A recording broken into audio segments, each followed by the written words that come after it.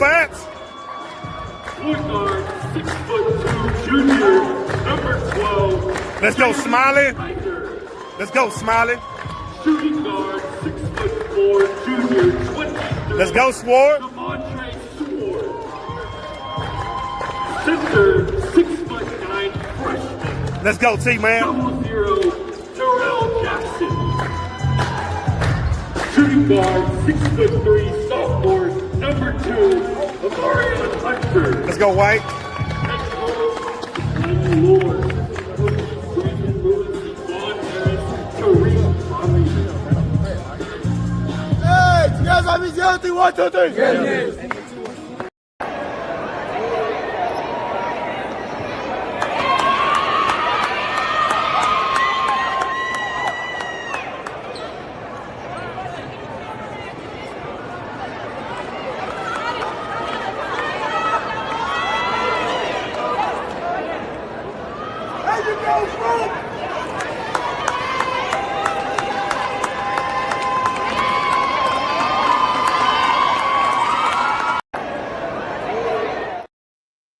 Hey, woo!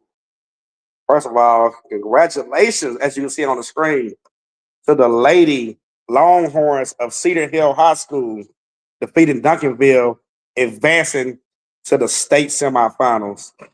Man, welcome to another edition of I Bring Da Swagg Podcast, basketball edition. Man, before I even get started, I just got to highlight y'all with some of these real quick.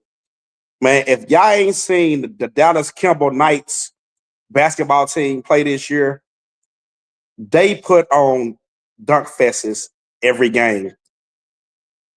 Against Panther Creek alone the other night, this is what they did. Enjoy.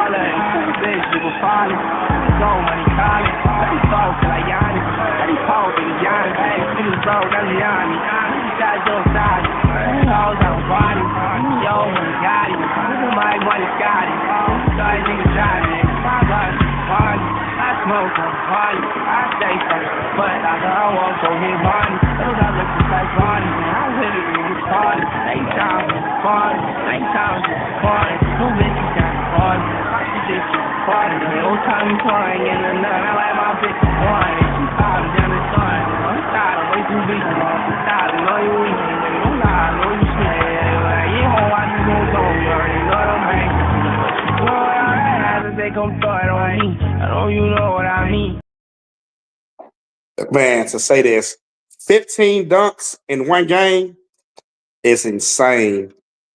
Before we get started, I'm gonna ask a question about those dunks real quick to y'all critics. Y'all out there. For you who follow high school basketball for a long time, like I have, this Dallas Kimball team versus the forward flying Wildcat Dunbar boys with Lance, Jermis, and their company. Who's the better dunkers? Leave that in the comments. Is it Kimball or forward Dunbar back in the days? That's a hard one. But yeah, we'll get into that. Without further ado, though, welcome to the show. Like I said earlier, I got a good show for y'all tonight.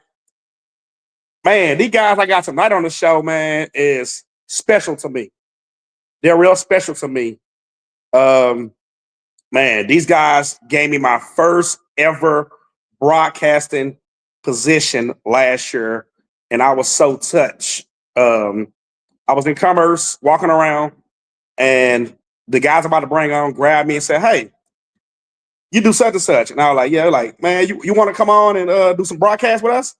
And I was like, "Man, you don't understand. That's my dream. That's something I always dreamed of as a kid." And they gave me the opportunity to do it last year, and it was just so fun. So without further ado, I'm gonna bring on the best, my East Texas friends. First, you got my boy Bret Swinney of NETSN TV. There he is. Welcome, Bret. What's going on? And the one and only KO, Cal Owens. Welcome to the show, What's up, fellas. guys? Yeet. I feel like, Yeah. I feel like we should talk wrestling, fellas. Oh, but hey, guys, welcome to the show. KO, what's up, man? What's up, man? How you doing? Swaggy, it's good to see you, brother. Always good to see you, man. Always good to see you. I'm blessed, man. We got some good basketball going on. Bret, Mr. XN, Mr. NETSN, talk to me. Man, you talk about dunkers, man. I saw some pretty good dunks last year in that regional tournament. So, I mean, I'd have to. I was trying to watch those, and there were like some impressive ones, but they didn't have the voice of NETSN's crew behind it. They didn't have us three on there, so that didn't make they're not as good because they didn't have our voices behind there and the reactions. Right. If you missed it, KO did a great job of putting those together. They're on our YouTube channel. Go check us out, NETSN Live, and we've got the regional tournament highlights from last year. Where unfortunately, sorry Swaggy, but your Cowboys ran up against those now non-UIL Faith Family Eagles. You just couldn't help yourself, could you, Bret? You just couldn't help yourself. But I said former now, so they're not in the way now. So it looks like it's going to maybe be Carter and Kimball that we're talking about. Remaster 3 of the season. So it's hard to be a team 3 times. I'm hoping. I think Swaggy's hoping that. Wait a minute now. Hold on. Pause. Wait a minute. Bret, last I checked, you too, Cal. You guys from East Texas. You gonna count out your Wildcats? Man, listen, I don't claim Paris. All right, now I don't claim Paris. That's just me personally. I it's in that fringe area. Okay, I don't claim Paris, but there is another. You talked about Kimball. We do have an East Texas team in Pine Tree that's going up against Kimball, and I'm interested in that because it's seeing those dunks and seeing, we got to see. I haven't seen Kimball play basketball, but I've other than the highlights we've seen, but seeing Pine Tree throughout football season, knowing the type of athletes that Pine Tree has, I think that might be a pretty good matchup. I'm not saying that Pine Tree is going to pull off the upset or anything like that, but anything can happen in the playoffs. And Pine Tree, I was telling Swaggy earlier in the day, Pine Tree did beat Chapel Hill, another state-ranked team in this area, earlier in the year. So Chapel Hill's out, but Pine Tree is still in, and I think the advantage that Pine Tree has, they're one of the bigger 4A schools around. They've got lots of athletes, and we've seen that throughout football season, and now I think you see it into basketball season. So we'll see. I mean, I'm not a huge fan of Pine Tree. They were in our district back when I was in school, and they had 2 guys there. Their names were like Scooter and Beeper, hickish kids. They could hoop though, and so they beat us and knocked us out or kept us out of the playoffs my junior year. So, not a huge Pine Tree fan. So, but yeah, I think it'll be a good game. It's just tough to go up there and beat those inner city Dallas schools. You guys, it's just a different level, and I'm starting to learn that as my daughter's now playing a little AAU in the 3rd and 4th grade. Like they're going to stay local, but he's telling us about, you go up to Dallas and these kids are playing like 4 or 5 times a week, and it's just a different level of game. And I mean, the highlights just showed it. So I'm looking forward to it. I am a little sad there's no regional this year, to go cover. I mean, I'm going to miss that, getting to go up to Commerce, and they're getting a new gym up there, and so the airplane hangar is going to be going away. I'm kind of sad about that. It's just a cool place, and that it gets really loud in there, and I'm really sad that I haven't really seen any games up there this year that I've noticed that have played in that area. Swaggy, I got a question for you, Swaggy. Go ahead, Kyle. Oh, so this year, UIL got rid of the regional tournament and the state tournament. We've been talking about it, and I'm on record. I'm not a fan of it. Like even this week, logistically with the girls, for instance, most in East Texas anyway, the girls are playing on Tuesday. So the 1A and 2A, the state games is Thursday. So now these girls that are playing on Tuesday, if they win Tuesday, got to turn around and travel to San Antonio on Wednesday to play a state championship game Thursday. And I get it. Like we're in East Texas, so it's about a 6-hour drive to San Antonio from East Texas. Now, I know there's other schools that are closer, so maybe the travel's not as bad and it's not that big of a deal. But you got a team that's in the Panhandle or over in West Texas or the Valley, and they're having to travel over to San Antonio in one day after playing a game. Like, I just think getting rid of the state tournament, if you wanted to get rid of the regional tournament, we talked about that last week, Bret, when we were at UT for Martins Mill. It didn't feel the same. But even if you got rid of the regional tournament, keep the state tournament. Like, you win your regional tournament, you should be punching your ticket to state, to San Antonio. And I don't like it, but I want to know y'all's opinion. Make it a week of hoops. Just play all week long. State tournament. Just line them up. Basketball fans' dream. You just spend a week and watch hoops. I mean, why not? Personally, I agree. I'm not a fan of losing the state tournament because it do rob you of a game. Like you just said, Cal, you play tomorrow, you win tomorrow, you got to pretty much make an emergency trip out of town, way to San Antonio. That's a pretty decent drive. They got to find hotels and everything in 24 hours? So that's pretty hard to do. I do agree with that. Now, regional-wise, I like it because, like Carter and Paris, for example, Carter and Paris has met in Commerce. They have met in Royce City. They have met close. I think this Tuesday is going to be the first time that they meeting this close, actually, to the DFW area, which is going to be in Rockwall Heath. So I think with the regionals, taking the regional out of Commerce and Lufkin and et cetera, that's okay. Because you would have had a situation last week where you would have had Cedar Hill versus Duncanville, Wade and Lufkin, where that game was actually just played down the street from both schools.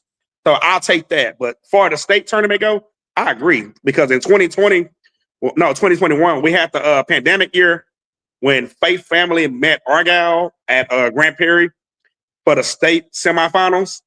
It just didn't feel right. Like, even though it was a state semifinal game, it felt like a regular playoff game. So it didn't have that feel to it. So I guess tomorrow with girls, are they going to have that actual state feeling to it, or is it going to be another playoff game? What y'all think? I mean, I guess it'll still have that because, I mean, it's this way in football, right? Like, it's no different than in football where you have the state semifinals one week and you wait a whole week before you play a state championship. So, I mean, we're used to it. It's just different because we're not used to it in basketball. So the Final Four in basketball in college too, and they all go to the. I mean, well, we were there last week, Bret, at UT for the regional. It didn't feel like a regional final. Well, it felt like a normal playoff game. You know what didn't feel like a regional final is because the mill was doing work, Kyle. That was part of it. I mean, they just did work, and it, that I think. But I mean, even it didn't have the same intensity to me. Like from playing the night before and then that next day playing the final, like it just didn't feel the same to me. It was weird. It was. I'll admit, but I think Martins Mill, they celebrated just like it was, because it was kind of weird. It was like they started celebrating. Like, why are we celebrating? Oh, this is the regional final. Oh, yeah. Okay. But you're not going to state. You're not going to state. Right. You're playing a state semifinal, and then you get to go. It's just, I don't. And to your point, Swaggy, like I'm with you. Yes, Cedar Hill and Duncanville playing in Lufkin makes absolutely no sense. So why not this? And I brought this up to Bret last week. Once you get your 4 teams that are in that regional, would be your regional tournament, then those 4 teams can pick a neutral location. It doesn't have to be set preseason and predetermined, like no matter what, Region 2 is here. Like if you have 4 Dallas schools in the region, pick a Dallas school to play the regional tournament at. I think you could still have the regional tournament and not have these astronomical travel. But what do we know? We're just 3 guys talking, I agree. I look, because after last year doing a broadcast with you guys, I was pumped after the Faith Family and Carter game. Like, next year, we're going to have so much fun doing this again. And this thing, I get that news. Hey, no more regional tournament. I was like, that mean I can't see my boys no more. That's why I asked y'all, was y'all going to be at the game tomorrow so we can do the broadcast.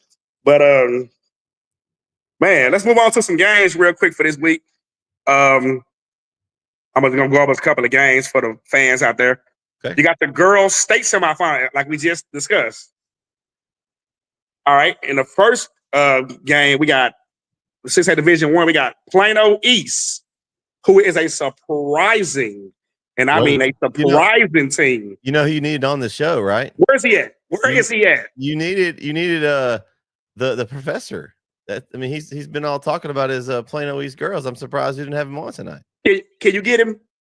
I mean, you know, I can message him and see if I can get a hold of him. Please do. I would love him to come on and talk about this. Versus Cedar Hill, 28-6. This game take place Tuesday at Wilkinson Grinders in Fort Worth. And Cal, to your point, Wilkinson Grinders Activity Center has been a regional finals or a regional tournament site over the past, I don't know how many years. So there's your point. There you go. But see, my thing is, you don't have to. The predetermining them like ahead of time is silly to me. Like the 4A Region 2 in Commerce. Why? Like, why does it have to be in Commerce? I get it. It's a great venue. It's a great airplane hangar. But if you got 4 teams that aren't near Commerce, I mean, I know in that region they'll be at least near it, but you know what I mean? Like, to your, like you said, if there's Dallas schools in there, play in Dallas. Why we got to travel to Commerce? Let's just play where we're at. That's awesome, though. I think what did it was I heard a lot of chatter about the DeSoto Duncanville, not DeSoto Duncanville, but I think it was somebody last year that was like just down the street from each other, and they played like so far. And I think the fan base was complaining about why we got to go way down here to play when we round the corner. So I think that's what a lot of that came from. Makes sense.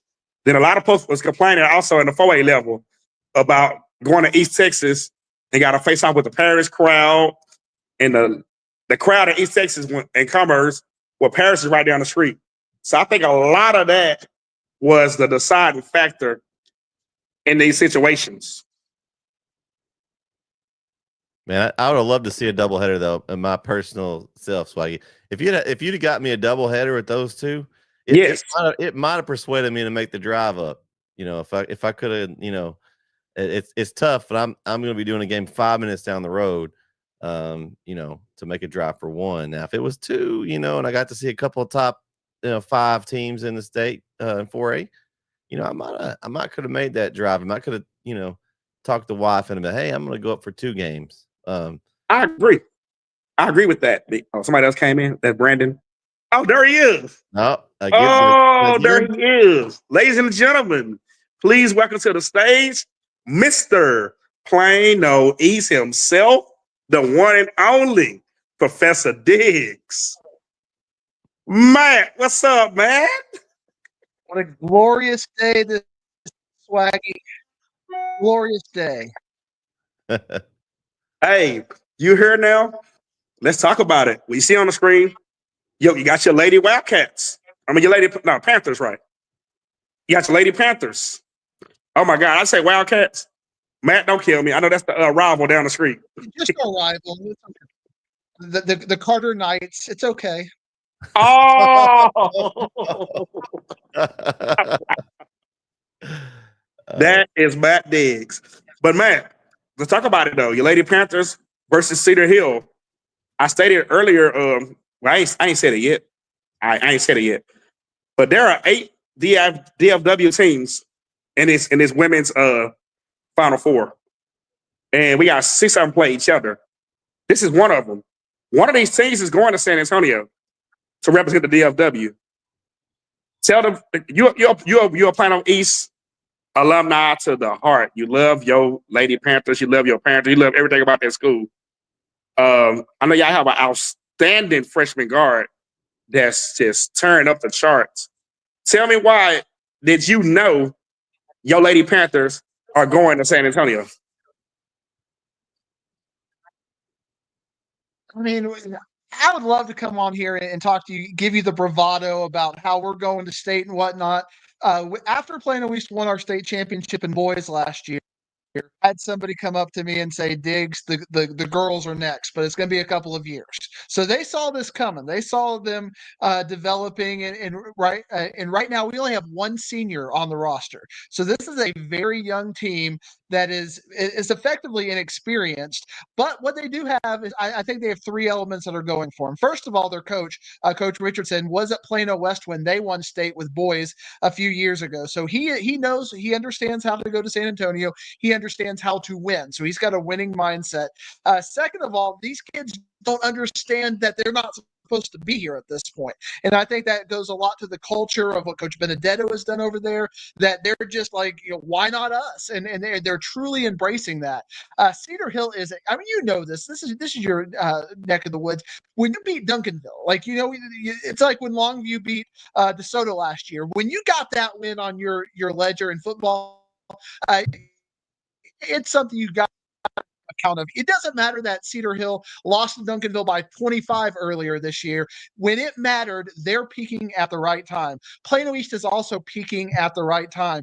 One thing I think in basketball that you have is that who is the best player on the court right now? For the last couple of games, it's been a Plano East player with Ariana Robinson, and I think even against Cedar Hill, it's going to be the case that they're going to have the best player on the court. What can Cedar Hill do? Can they slow down Ariana and just frustrate her? Because North Crowley tried. They got her into foul trouble.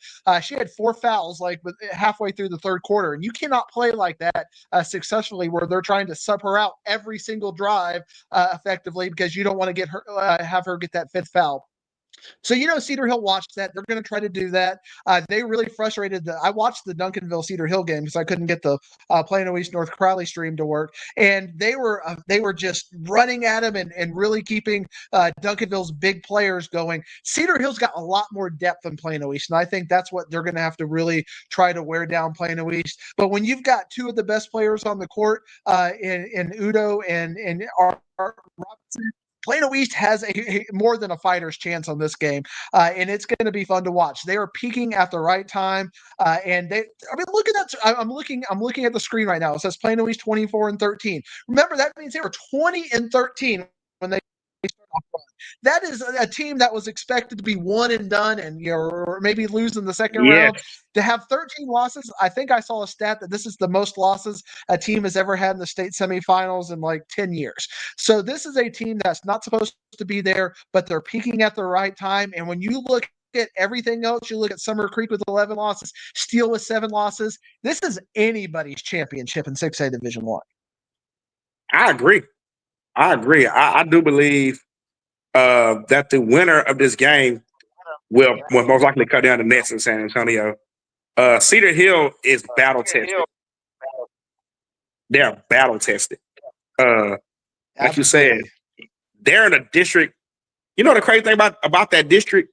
It's the district of doom all the way around, from boys football to boys and girls basketball. Like, you got to think about this for a minute. In football, you got DeSoto, Duncanville, Lancaster, Cedar Hill, Mesquite Horn, and Waxahachie in Skyline. Then in basketball, you got the same, and not just boys, girls. So that district alone over there is just, wow. But to come out of that district, and just like Plano East, Cedar Hill third in that district, but Plano East the same way, but Allen in that district, the same thing. So it's absolutely, and yeah. But for like I said, for Cedar Hill, they proved the theory. The theory is always in basketball. It is hard to beat a team 3 times in one season. They got beat by like 5 once. They got beat like 20 once. And they came back and won it when it counted the most. No one remember what you did the first and second time. But that third time, when you cut down a net, that count. You can have the district championship. You can have that. You can have the bragging rights. But I'm going to have the bragging rights at the end of the day when I'm cutting down a net and you are on the floor face down crying. And that's what Cedar Hill proved last week. Plano East, on the other hand, destiny. Pure destiny. You take out South Grand Prairie. South Grand Prairie was penciled in at this spot right now. This was supposed to be South Grand Prairie versus Cedar Hill or Duncanville. Nobody saw Plano East getting here. So are they a team of destiny right now? I think they are. Like you said, Matt, they are underclassmen. Plano East is showing. If we do not get it done this year, we are coming. We have arrived. So And the thing I keep watching, Ariana Robinson, she gets better with every single game. It's like she's now in her sophomore year. You know, she's a freshman and she's now in her sophomore year because she's playing at that higher level. She's getting better every single game. The coaches understand how to kind of work things. She wasn't getting 28 and 10 every single game in district play, but it's like now that the lights are the brightest, she is really stepping up. I saw a stat where they were playing Lubbock Monterey, 5A, you know, one of the top teams in 5A. She had 30 points in that game. When the lights are the brightest, she wants to show up. So now you got Cedar Hill. A lot of people are going to be talking about Cedar Hill is the favorite. She's going to thrive in this scenario. I don't know if Plano can beat Cedar Hill, but I know they are going to play hard, and because all these games at Swag been in the 40s. They've all you look at the North Crowley game, you look at the game against South Grand Prairie. It's a 49-45, 48-44 kind of a game. Plano East is comfortable in these 40 point when the margin is that 40 to 50 point range, and it's a slugfest. They're comfortable now, and I think that's got to give Cedar Hill a little bit of pause. I agree. I'm gonna fly through these real quick so we get to the boys. Cause I know my boy. We're gonna talk some great boys basketball. Cal and Bret. Matt, no disrespect, none at all. I lay it down. I'm taking Cedar Hill, and I'm taking Summer Creek. What you got, Matt? I know you got Plano East and who? I'm cheering for Plano East. I think Steele from the San Antonio area. I think San Antonio basketball. But if you look at Brennan and some of the other powerhouses, look over at Churchill on the other side of the bracket. They're doing some really good things. They are. I think the San when I don't really. And I think right now, as you talked about, the DFW region has been really strong in basketball. San Antonio, Austin, think about Stony Point last year, is just right below that. So I'm going to go with the San Antonio team. So I'm going to take a Plano East and Steel final for my choices. Cal, give me your 2 picks on this one. Sorry, Diggsy, but I'm taking Cedar Hill and I'm taking Cibolo Steel. Give me Steel and Cedar Hill. What you got, Mister? What you got, Bret? The disrespect you just showed the professor there. I liked it. It was a subtle. Hey, this is my boy. I love him to death. This is hard because we focus so much on our area. I don't really even look at the other areas, but I do know that the Metroplex area has got some solid teams. I like Dick's point that they don't know what they're doing right now as far as they're playing on house money. But Cedar Hill, man, they've beat some good teams. I'm gonna go with Cedar Hill in this one, but man, look out for Plano East though, because if they've only got one senior they also have some Diggs kids coming up, and I don't know if they play basketball, Professor, but that may be some more secret weapons on the horizon there in the Plano East bloodline there. And then the bloodline is rich at Plano East. Okay, all right, I hear you.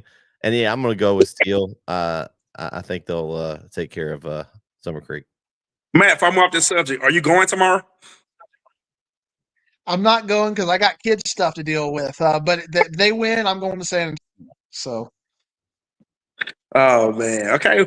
Moving on real quick. We'll move on to 6A. I know the coach was on a different show last night. Why they got triangulate? Put Cedar Hill and Plano on a map and draw a line in the middle instead of going out to the Wilkerson Grinds. Come on. I know everybody's used to playing at Wilkerson Grinds before going to state, but they're going to put that game anywhere on the 75 corridor. Instead, we're making both teams drive an hour and a half on a Tuesday at 6:30. Come on, coaches. I blame Cedar Hill for that. Nick Ward, come on, Nick. Why are you oh, man, that? not Nick. You're in charge of everything over there. Come on, Nick. Not Nick. We got 6A Division 2 real quick. We got one of the hottest teams in the Metroplex. This is what I believe this is probably the second best team in the Metroplex behind Dallas Lincoln. Forward Saginaw Boswell, 37-2 versus Lancaster, 27-5. This game take place Tuesday at the Colony High School in the Colony, Texas. Then you got Fort Bend Hightower, 33-5 versus San Antonio Churchill, 32-5. This game take place in Victoria West. Man, with me, this is hard. I'm not going to sit up here and lie. This is hard. Boswell is playing some hell of a basketball out there in Saginaw. But it's for like Lancaster. It feel like after what I just saw the other night in that game versus who did Lancaster just beat with the South Carolina commit. South Springs. It's their destiny to win the state championship this year. It's their destiny. In a weird way, they boys lost in the first round, who was picked to go to San Antonio. In a weird way, man, sometimes you got to sacrifice. And maybe, just maybe, the boys sacrifice for the girls to get it done. So I got Lancaster. And in the second game, I got Churchill.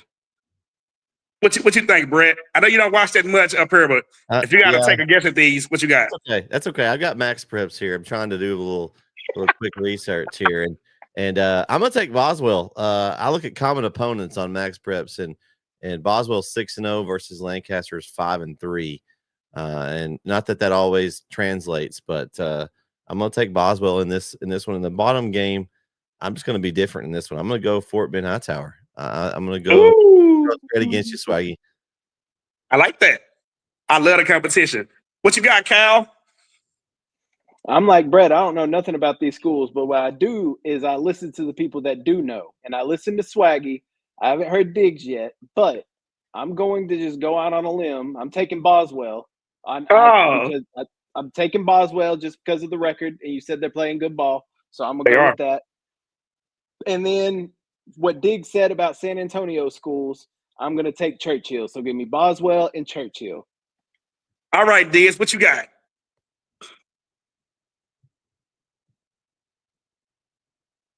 Well, looking at Boswell, there you go. North Crowley, because I just got a chance to watch North Crowley. I'm watching the Boswell scores against North Crowley. One game was pretty close. One game was a blowout. But remember, Cedar Hill, Duncanville, kind of the same element there. I think Lancaster, when you look at their schedule, they're more battle-tested than Boswell. I think it's going to be an upset, but given the way that things have gone, I'm going to take Lancaster in a little bit of an upset. I think their schedule has prepared them for this, for the slugfest, for a one-game thing. Because when you look at a lot of these schedules, Swaggy, you know this, they play tournaments, they play 5 games in 7 days. So some of these records are a little bit misleading. You get into district, it's very casual.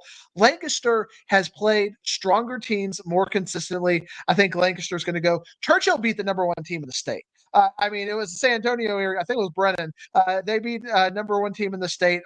Churchill looks like they're a team of destiny. I'm going to take Churchill and Lancaster, but in an upset. So I acknowledge Boswell's probably the better team, but Lancaster is going to find a way to make it happen. I like that. All right. Moving on to Class 5A now. All right, 5A Division 1, real quick. You got Denton Ryan, the Lady Raiders, 30-7 versus upset-minded. And I do mean upset-minded because they've been on an upset spree, just like Plano East in 6A. Red Oak, 24-11. This game takes place Tuesday at Hebron. And you got Georgetown, 33-4 versus the #1 team in San Antonio Wagner, 33-3. I'll take a shot at this one first. Man, this is hard. It's like the Plano East situation. Red Oak is just playing some of his best basketball now. But I know Denton Ryan, Lady Raiders they're the truth up there in Denton. I'm going to go with my area. I'm going to go with Red Oak in that one and a nail biter. They did take out Highland Park. I watched that game. That game was intriguing to watch. It was a great game to watch. As far as the other one go, Wagner is just too tough. I got Wagner winning the state championship. So there go your hint. So I got Wagner and Red Oak, and I got Wagner winning the state championship next week. What you got, Diggs? Denton Ryan had their way with Plano East a little bit earlier this year. So, that lets you know how good they are.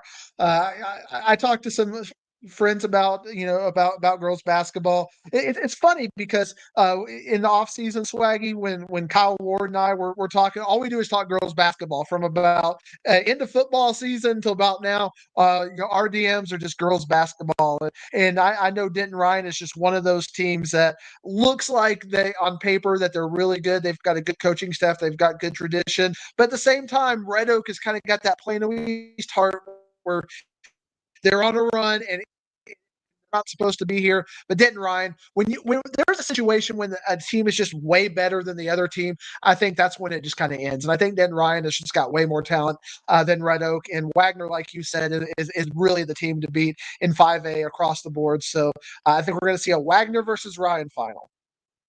Ooh, what you got, KO? I know you don't know much. Just take a stab at it. Listen, I got reasons for this one. Me and Bret called a Red Oak Longview girls basketball playoff game last year in Athens. So I'm taking Red Oak to upset Denton Ryan. And then I was at state one year for softball and some games got moved to Georgetown. First off, shout out. Love to see my the city that's named after me, Kyle, hosting a playoff game and a big one at that, a state semifinal. So shout out to Lehman High School over in Kyle, Texas. And give me Georgetown. So I got Georgetown and Red Oak. Oh man, what you got, Bret? Let's see. Did a little research. I'm with you guys on Wagner. I think just looking at the schedule and who they played, some common opponents with Georgetown, similar record, but the difference in margin on some of these games, they were closer. Georgetown lost by a pretty good margin, so I'm going to go with Wagner there. And I know you are telling me Red Oak's playing better, but man, Denton Ryan is they're balling. I got to go with the team I think's the better team. Not necessarily Red Oak's on a roll, but they ain't met Denton Ryan yet, so I'm going to go with them to get the win. It was hard for me not to go with Denton Ryan too. It was there. It was just ugh.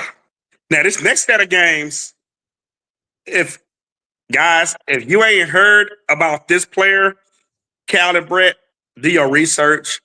When I say she's amazing, this is one I know about. I'm gonna say she is. Guys out there on the chat, anybody listening, when I name this next team and their star player, this is probably the best girl I've ever seen play high school basketball. And I mean that, ever. Lubbock Monterey, 35-5 versus Frisco Memorial, 33-7 at Hardin-Simmons. And you got Barbers Hill, 32-7 versus Liberty Hill, 35-4. I'm gonna just say this. I got Lubbock Monterey to win because I believe Alea is gonna walk out a state champion. She has to. She's been there 4 years. This is her 4th year. She's gotten close. She's got upset. A lot didn't happen. But this year alone, Alea has stepped up to a whole nother level. Cal, Bret, Matt, she's dropping 50 points. Night in and night out, she's dropping 50 points. And she's not dropping 50 points ball hogging. She's dropping 50 points, and her team is contributing too. Alea Chavez is undoubtedly the best female basketball player I've ever seen in Texas high school basketball. So I truly believe that Alea Chavez and Monterey not only beats Memorial, but don't even come close to losing versus Liberty Hill or Barbers Hill. What you think, Diggs?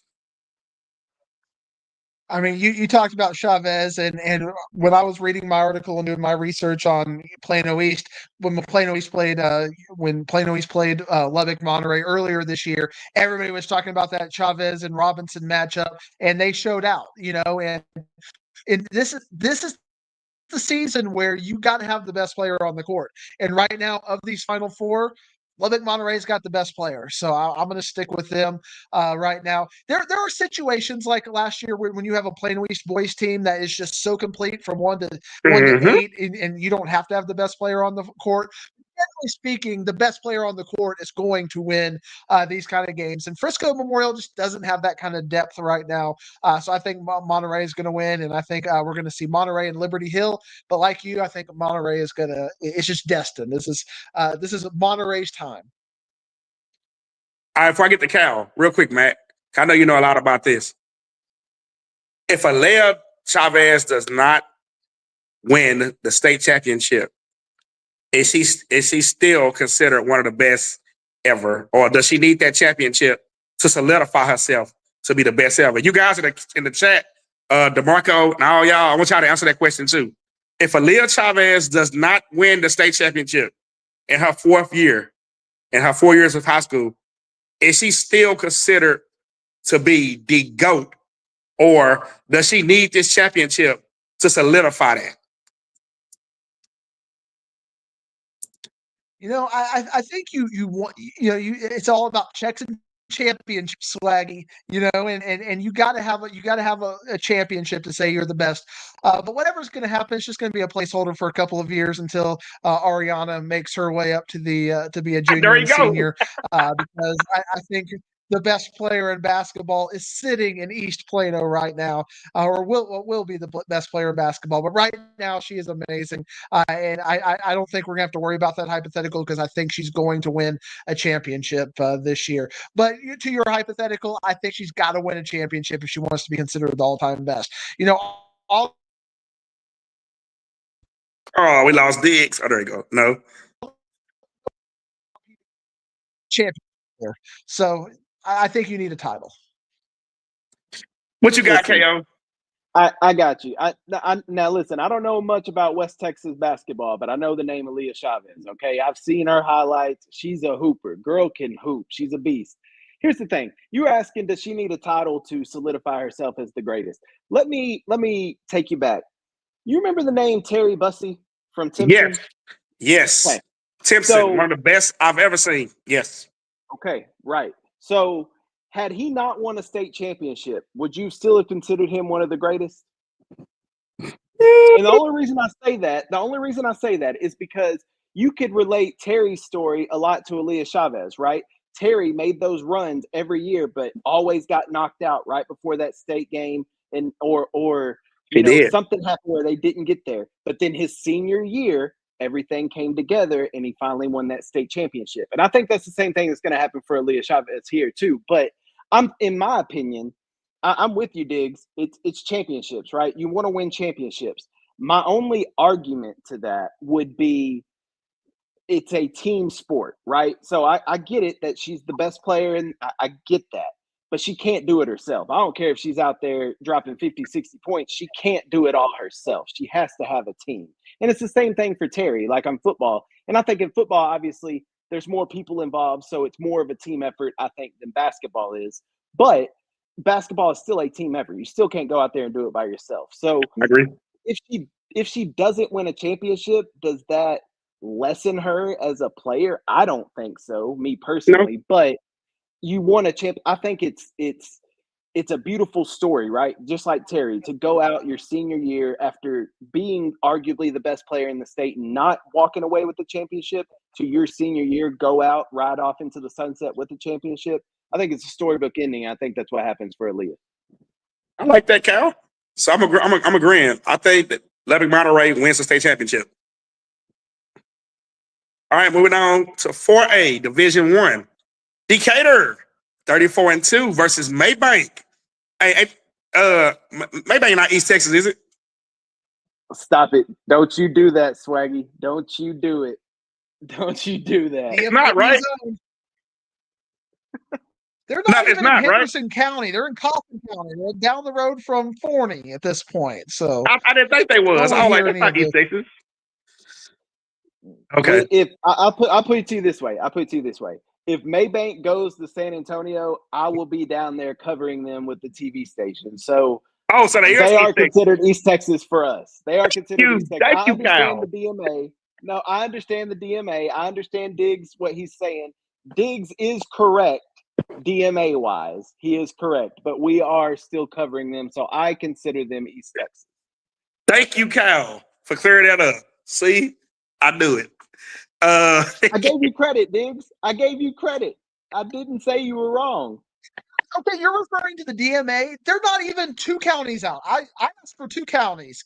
They're 1 county. They touched Dallas County. It's like, and now you're all of a sudden like 1 county out. Well, that's East Texas because they're close to No, Malibu. they are in That's Henderson County as well. DFW, by the way. They're in Henderson County as well. They're on that little Henderson Kaufman County line. So that Henderson area. County, Okay.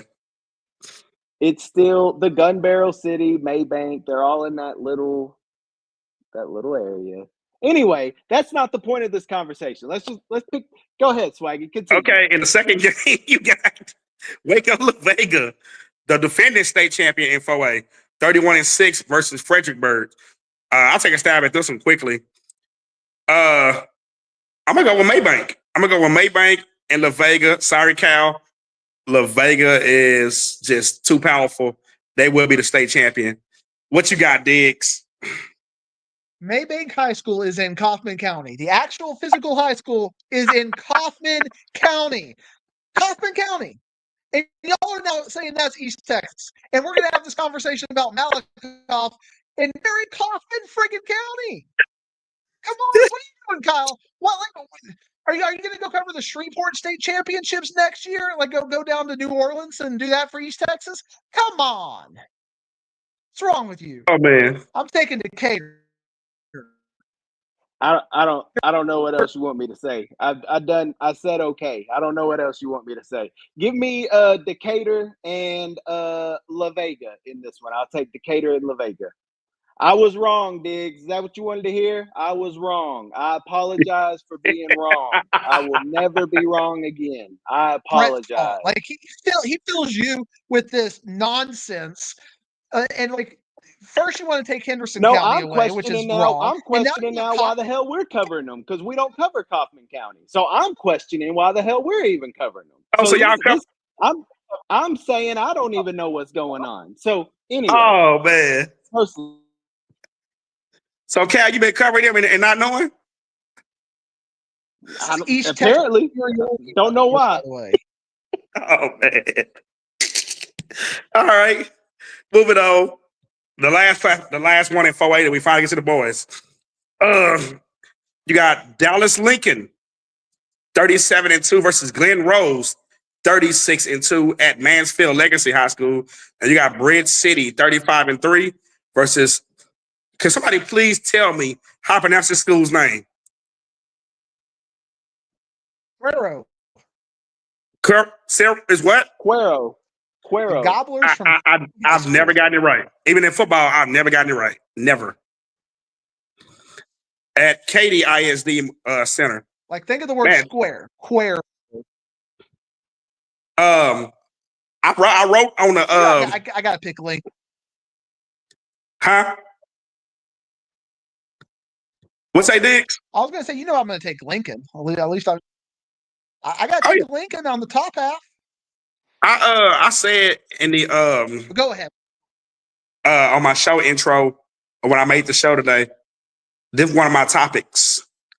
Can anyone in 4A Division II stop Dallas Lincoln? Sunnyvale was supposed to be the one that thrown Lincoln, but they lost last week. I'm gonna say this, Matt. This is true. I'm about to say also. Plano East does have probably one of the most talented freshmen in the state. So does Dallas Lincoln.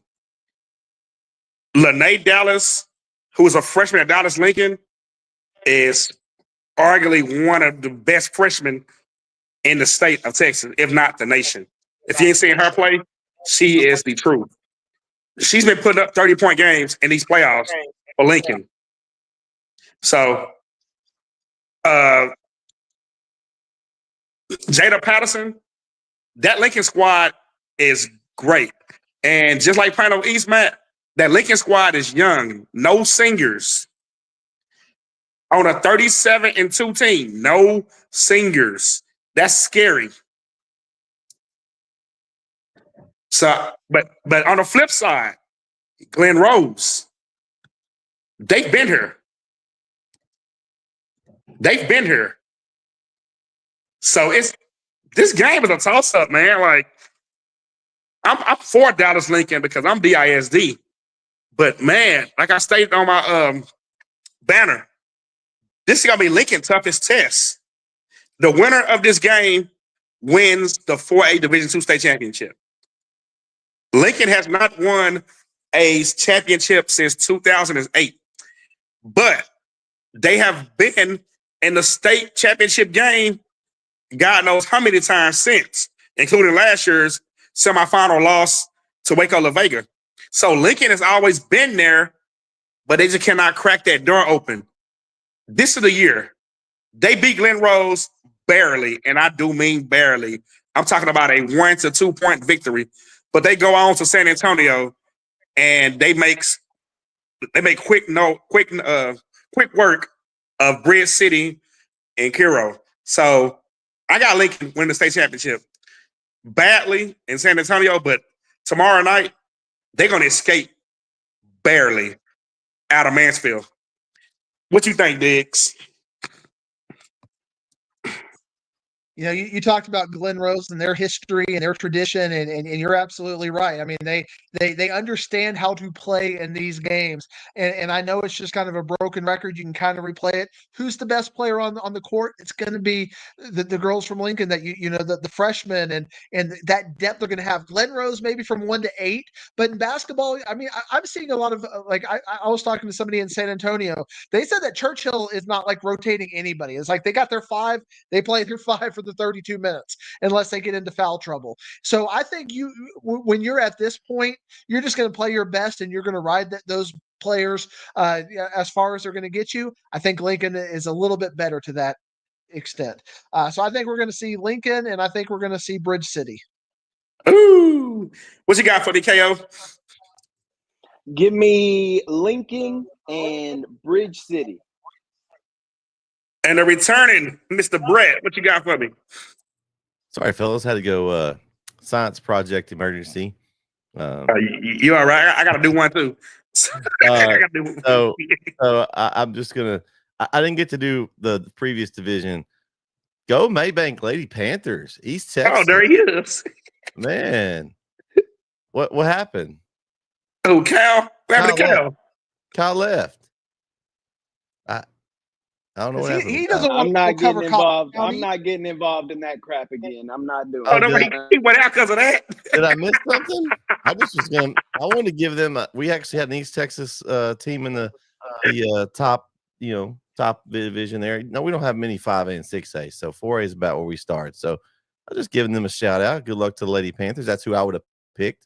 I didn't get to pick those games, but looking at this one, Lincoln and Bridge City. That's what I'm going to go with in this match. I'm surprised though that Lincoln is Division II.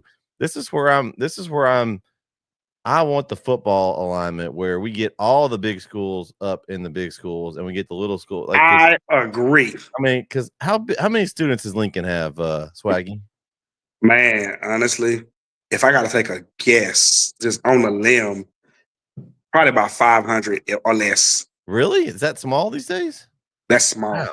Well, because when I played, if I got to guess, about 500 or less. We were 4A back when 4A was the second big classification. It was 5A, 4A. Lincoln is this close from the 3A. Wow, that's crazy. That close from 3A. That's surprising me a little bit. I guess I'm not up in my Dallas, but I thought they were a lot bigger than that. But I'm gonna take Lincoln and Bridge City here. Kyle, did I offend you with my? I thought Maybank was one of our teams. Don't even bring it up. Don't even. Just move on. Just move on. Just move on. All right, ladies and gentlemen. Before we get into the DFW area of the boys semi finals, I'm gonna let my good friend Mr. NETSN take over and give y'all some East Texas small school action. Take it away, Bret. All right, so you want us to talk about the little guys? Is that what you want? Okay, we love the little guys around here. So we've gotten to cover. Can I hijack you real quick, Bret? Yeah, go ahead. Because I always when there's a little bit of a project, I like to kind of finalize things. And I pulled up my football spreadsheet, and Uh-oh. Lincoln has 665 in the school, but in that same district you got Kimball with 1260, Carter with 1075, Pinkston with 1235. So they're really playing on the smaller side of Oh, that. So just a Man. little context for that. okay. That surprises me a little bit. I So just you said 6 what? 665. Oh God. Man. well, Whew. that's good information. I would have never guessed Good that. job, Diggs. You got in the girls 3A Division 1. There's only one team that matters here. I think KO probably agrees with me. The Winsboro Lady Raiders, man. They've come out this region was tough. They beat Gunner. They've also beat Rains a couple times during the year that was in that region. I'm definitely going with Winsboro. And Fairfield's close to East Texas, so I'm going with Fairfield in the other semifinal. So Fairfield close to East Texas? Yeah, it's like south. It's in the very You southern. don't know what the area. hell you're talking about at this point, Brett. Go get you a map. Fairfield? Do you know where Fairfield is then? Maybank? Fairfield is. I didn't It's mention on Maybank. I-45 just south of Corsicana. I didn't even say Yeah. Maybank. Fairfield going towards Houston, ain't it? Yeah, but it's on the southern East Texas. It's in You got me thinking It's now. on I-45. It's literally Yeah, it's on 45. That's East Texas now. I-45. No. What's wrong with you, Brett?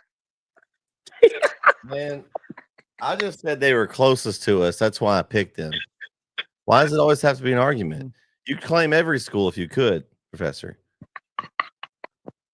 It's the bottom line. The bottom line. Hearing me talk about Bridge City. The bottom line in this bracket, it's Winsboro versus everybody. You know, Winsboro versus everybody in this bracket. Oh, man. I'm taking Winsboro, and y'all were talking about earlier about an hour-and-a-half trip on a Tuesday night. How about Winsboro making a 3.5-hour trip on a Tuesday night to play a state semifinal game? UIL do better. Stop getting rid of the state tournament. Give me Winsboro and Man, Fairfield. I honestly agree with you on that because that's crazy. Like, those kids got school the next day. That's crazy. I think No, they don't, because if they win, they're traveling to San Antonio. Oh, yeah. Well, not them. That's 3A. They play Friday, so they don't have to travel on Wednesday. But They might as well just go ahead and make the trip. I mean, at this point, drive back, man. You know, but we should be doing Cedar Hill against Plano East and San Antonio for a state champion. If it's a state championship, yeah. But good point. oh, you're talking about the state. not for state semifinal. I guess, yeah. I mean, you're right. For Dallas, it works better, but for rural parts, it sucks when you have to do a 4-hour trip on a school night to play a state semifinal game. But yes, for bigger metroplex schools, it does suck having to go to San Antonio. But for the smaller schools, it sucks on a school night having to play a state semifinal 4 hours away. I mean, I guess there's no happy medium. Nobody's ever going to be truly happy with it.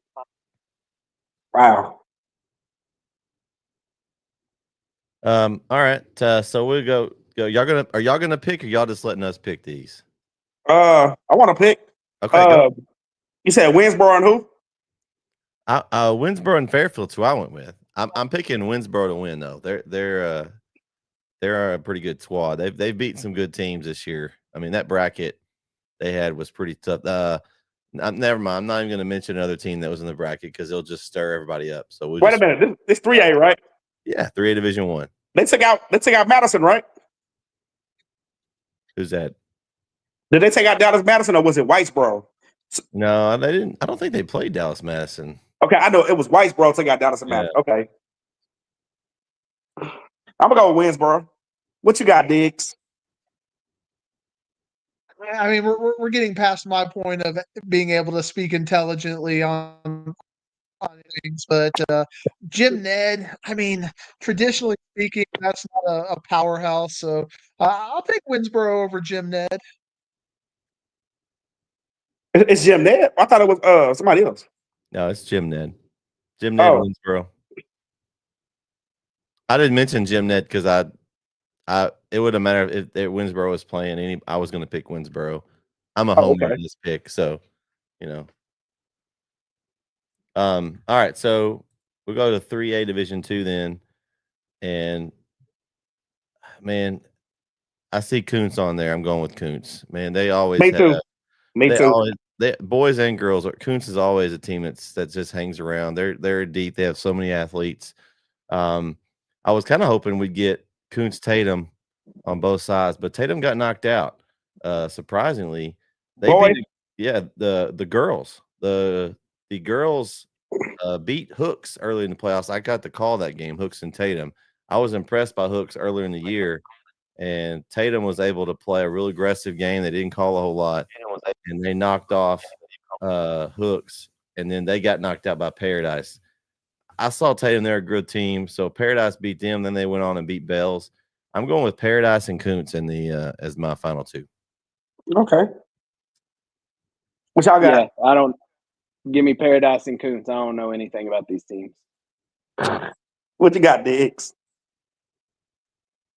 If you break down the Diggs family tree, and I know you like to do this kind of a stuff, you got Plano East on one side, and you got Celeste on the other side, and then you start to do your bracketology on Celeste.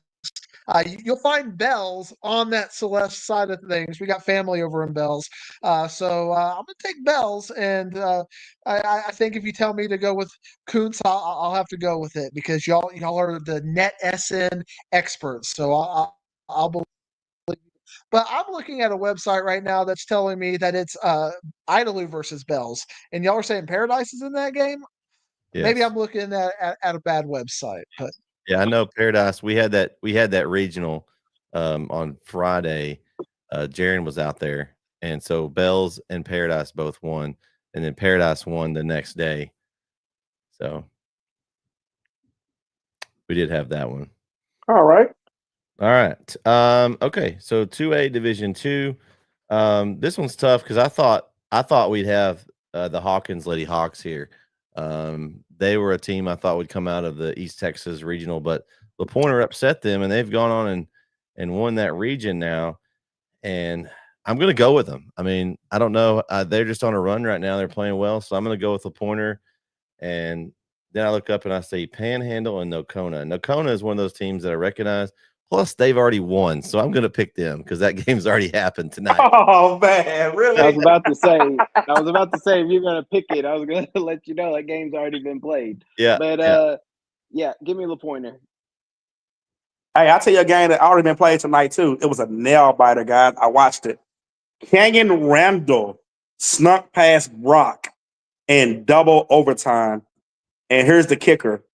Brock had a chance to pull off the major upset over the number 2 team in the state. All they needed was a free throw.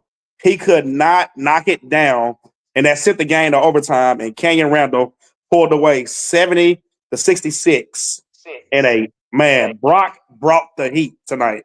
But Canyon Randall was just a little too much in the end. Man. Yeah, that was a good one. All right. So did you go guys back and fact check myself since y'all I had to Google and all that. Apparently it was it's Paradise versus Idalou. Bells lost to Paradise. So Bells is gone. Yeah. So my story is gone. Sorry, Bells. You're out.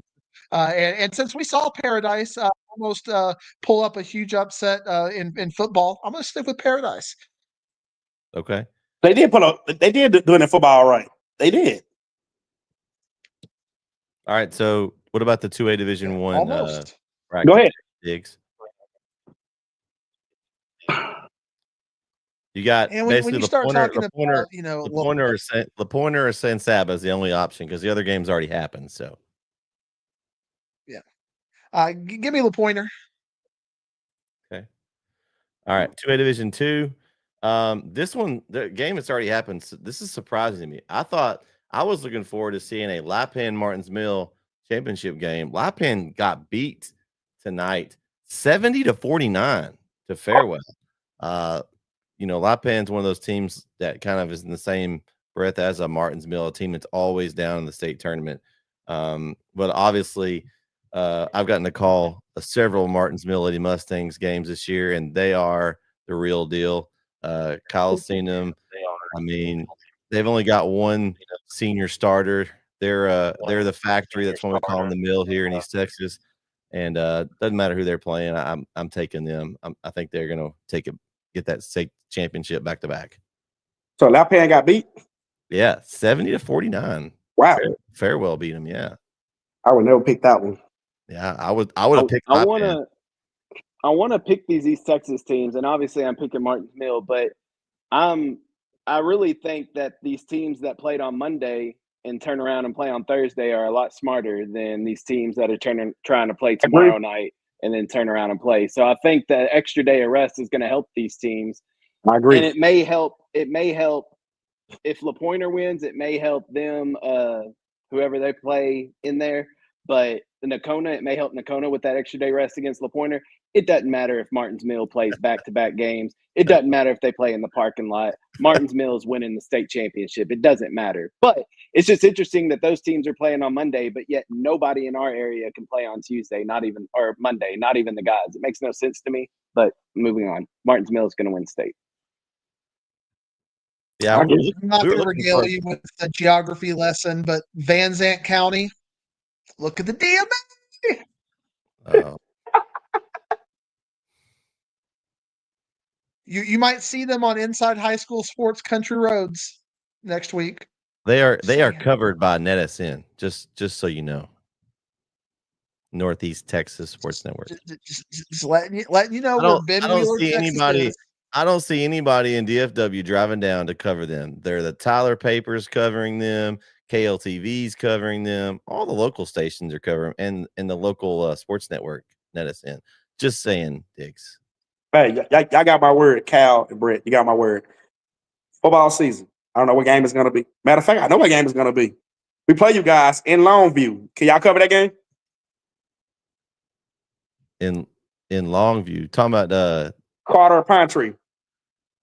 Pine Tree and we could cover for Carter. I say Pine Tree has their own. They do have their own broadcast. What about Van? They have their schools thing. We'll talk about it. We'll see. Okay, because I want to come cover a game with y'all down there. Is that Texarkana Jack Wagon who was telling us how Pleasant Grove was going to win? Is he the guy who covers Pine Tree, the game day people? Because I don't trust those people. No. Pine Tree has their own Pine Tree Live channel. It's separate from them. I do want to say this real quick before we get back to it. There's a team in East Texas that Swaggy went on a limb and picked to win 4A Division II. I said, hey, Carter's a Division I, Kilmer Division I. I said, this team has to win the state championship. And they got upset. Not only upset, but blew away. What happened to Chapel Hill? You picked the wrong team, Swaggy. You don't even want to start on that. What happened? Go back and watch the game. You'll see. Like, come on. I was like, this is Chapel Hill's year. And I looked up. I was like, a championship. I'm gonna keep my mouth shut on this one.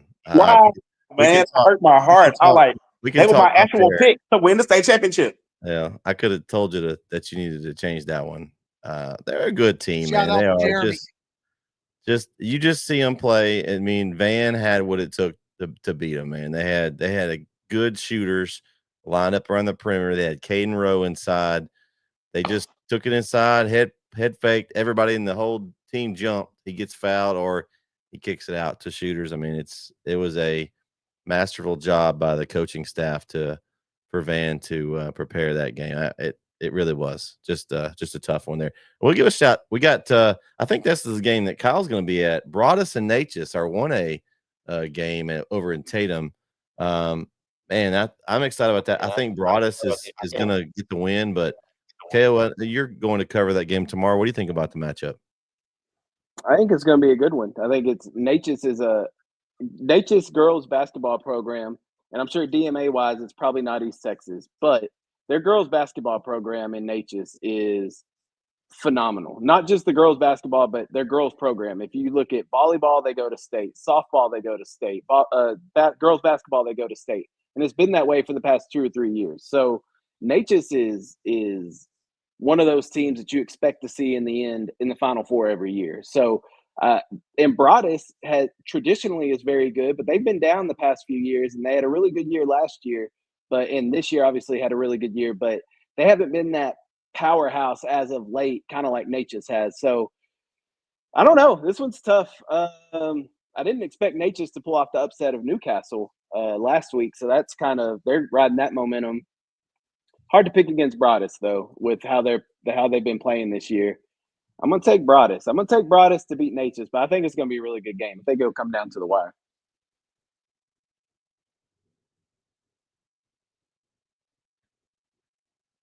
All right, and then I mean I don't know Borden County, Eula. I'm not. The 1As are very less known. I maybe the professor can give me a geography lesson Right. on where Borden County or Eula is. Let's give you a Borden test. County's in West Texas, is it not? Your guess is as good as mine. I don't know. Don't get me lying to you. I'll lie if I say I heard of them. The Borden main thing I thought County about is in between Lubbock and Midland. Well, Texas. the interesting thing was, I think that Kyle, you talked about Newcastle. You know, they had former Martins Mill player Maddie Dollar on their team, and so that was interesting. She could have won a state title with a different team. That would have been an interesting story. So, And Grayson Rigdon story. yeah. Hey man, he's still going. I saw that. What do you have? 50 points? The 58 or something like that. Oh my God, man, what an athlete! You know what? I think by him being in a small school, it gets lost on how much of a dynamic athlete he is. Football, basketball, that kid can do it all. He's definitely gonna be one of those greatest Texas high school athletes to be talked about. I saw that football game. I was just sitting there stunned, like this dude is good. All right. Well, I think that's the end of the girls there. Go ahead. We'll go ahead and bring us into the boys there, Swaggy. All right. Back to the Metroplex area. You got 6A. What's say Diggs? Did Diggs say something? Bro, you got 6A, Division 1, Region 1.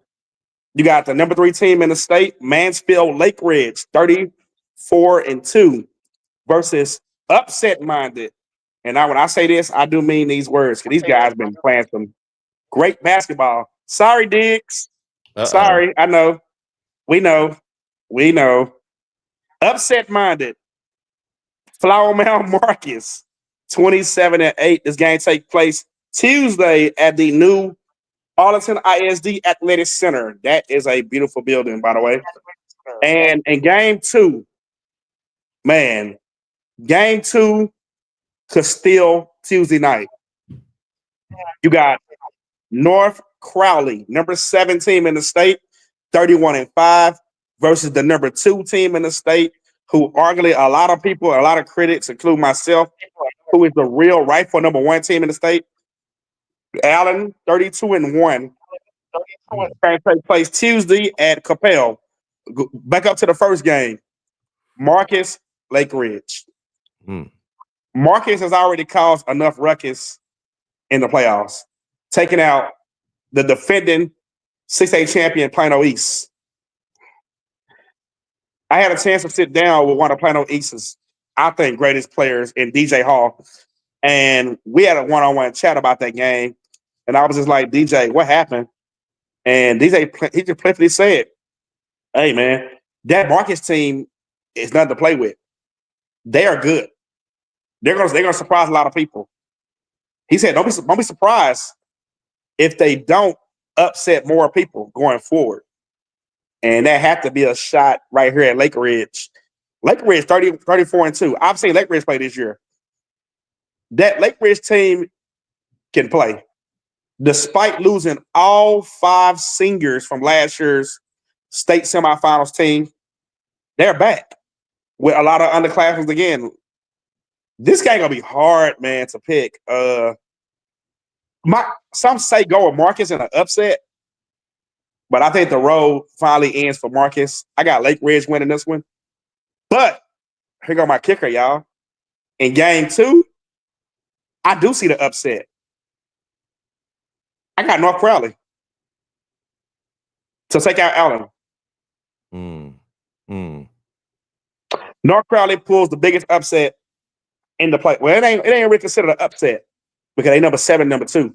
But I got North Crowley taking out Allen, and I got Lake Ridge taking out North Crowley, getting to San Antonio. Woo! What you got, Diggs? I know I gotta hear this. I actually did get to watch Allen a little bit this year. I got to watch Lake Ridge last year as Plano East's magical run continued. And Allen is basically, in many ways, a carbon copy of Plano East as far as the aggressive defense, They are able to hit threes, depth. I mean, when I watched Allen play Plano East this year, I felt like I was watching last year's Plano East team play Plano East. And I feel like Allen is inevitable because of that. And I think Allen and Brennan is inevitable. So I think a lot of these games just fast forward like last year, fast forward, get us to Plano East Stony Point.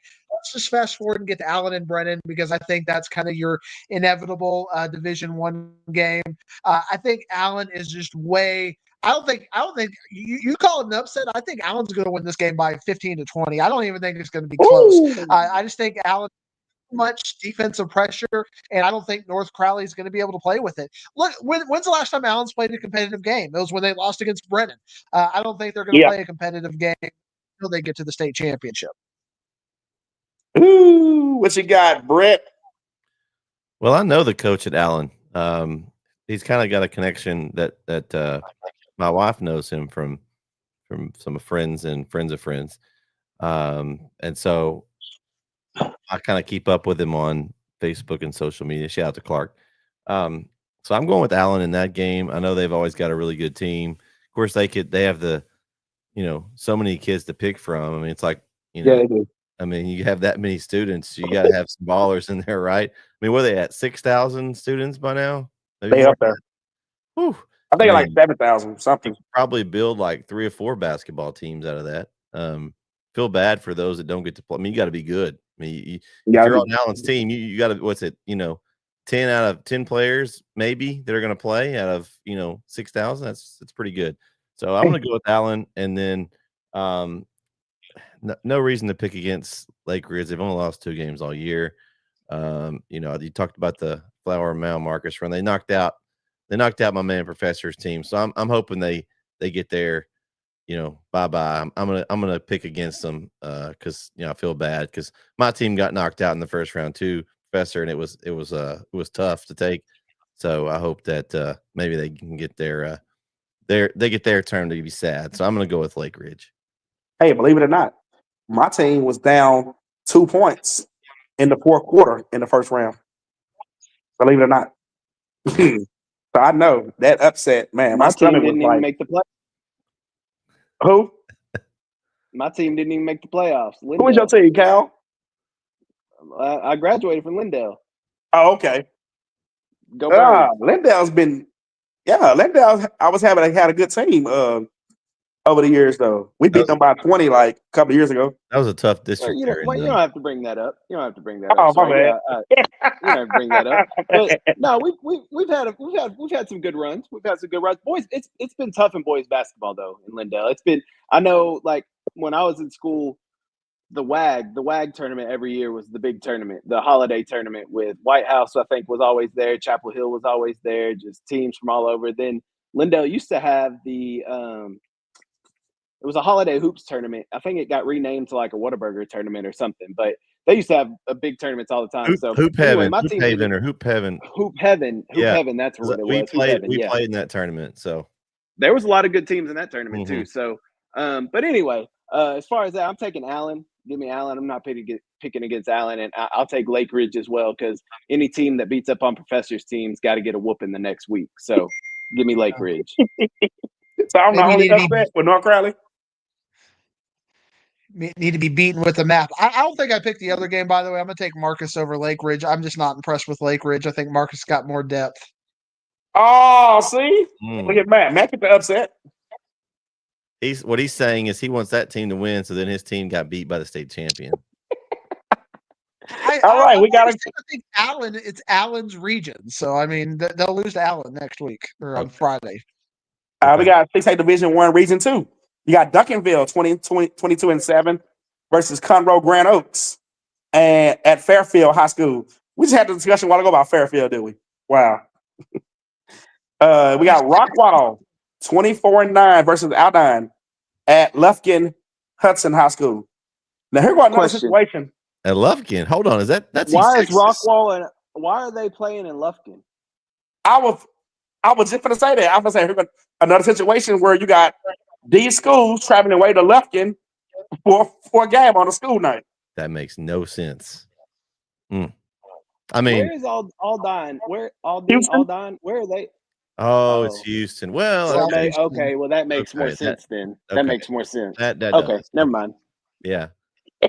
Good for Lufkin Hudson to get in that game though. That's going to be a big game for them. I know they have a nice gym that Hudson's the only basketball school, no football, and so shout out to the Hudson Hornets over there grabbing that game. I mean, you have Lufkin High School right there, and they got the game. Shout out to them. They did. Well, Lufkin High School is a little busy tomorrow night with other games. Yeah, but still, it's good for them. That's a big game for Hudson. That's awesome. So, I'm gonna go with Duncanville. I believe they get it done.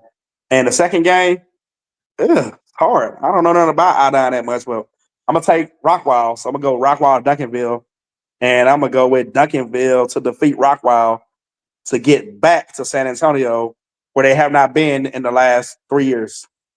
What you got, Diggy? What you got? I gotta hear this.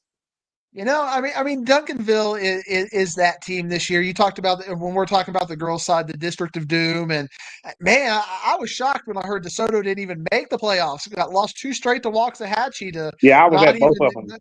Not even make it. So that really shows you the depth of that. And Grand Oaks, new school over there in Conroe ISD. Duncanville's got will take care of that.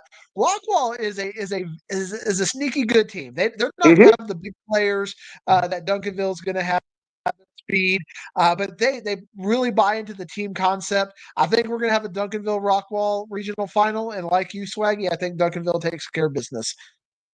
It's back to San Antonio.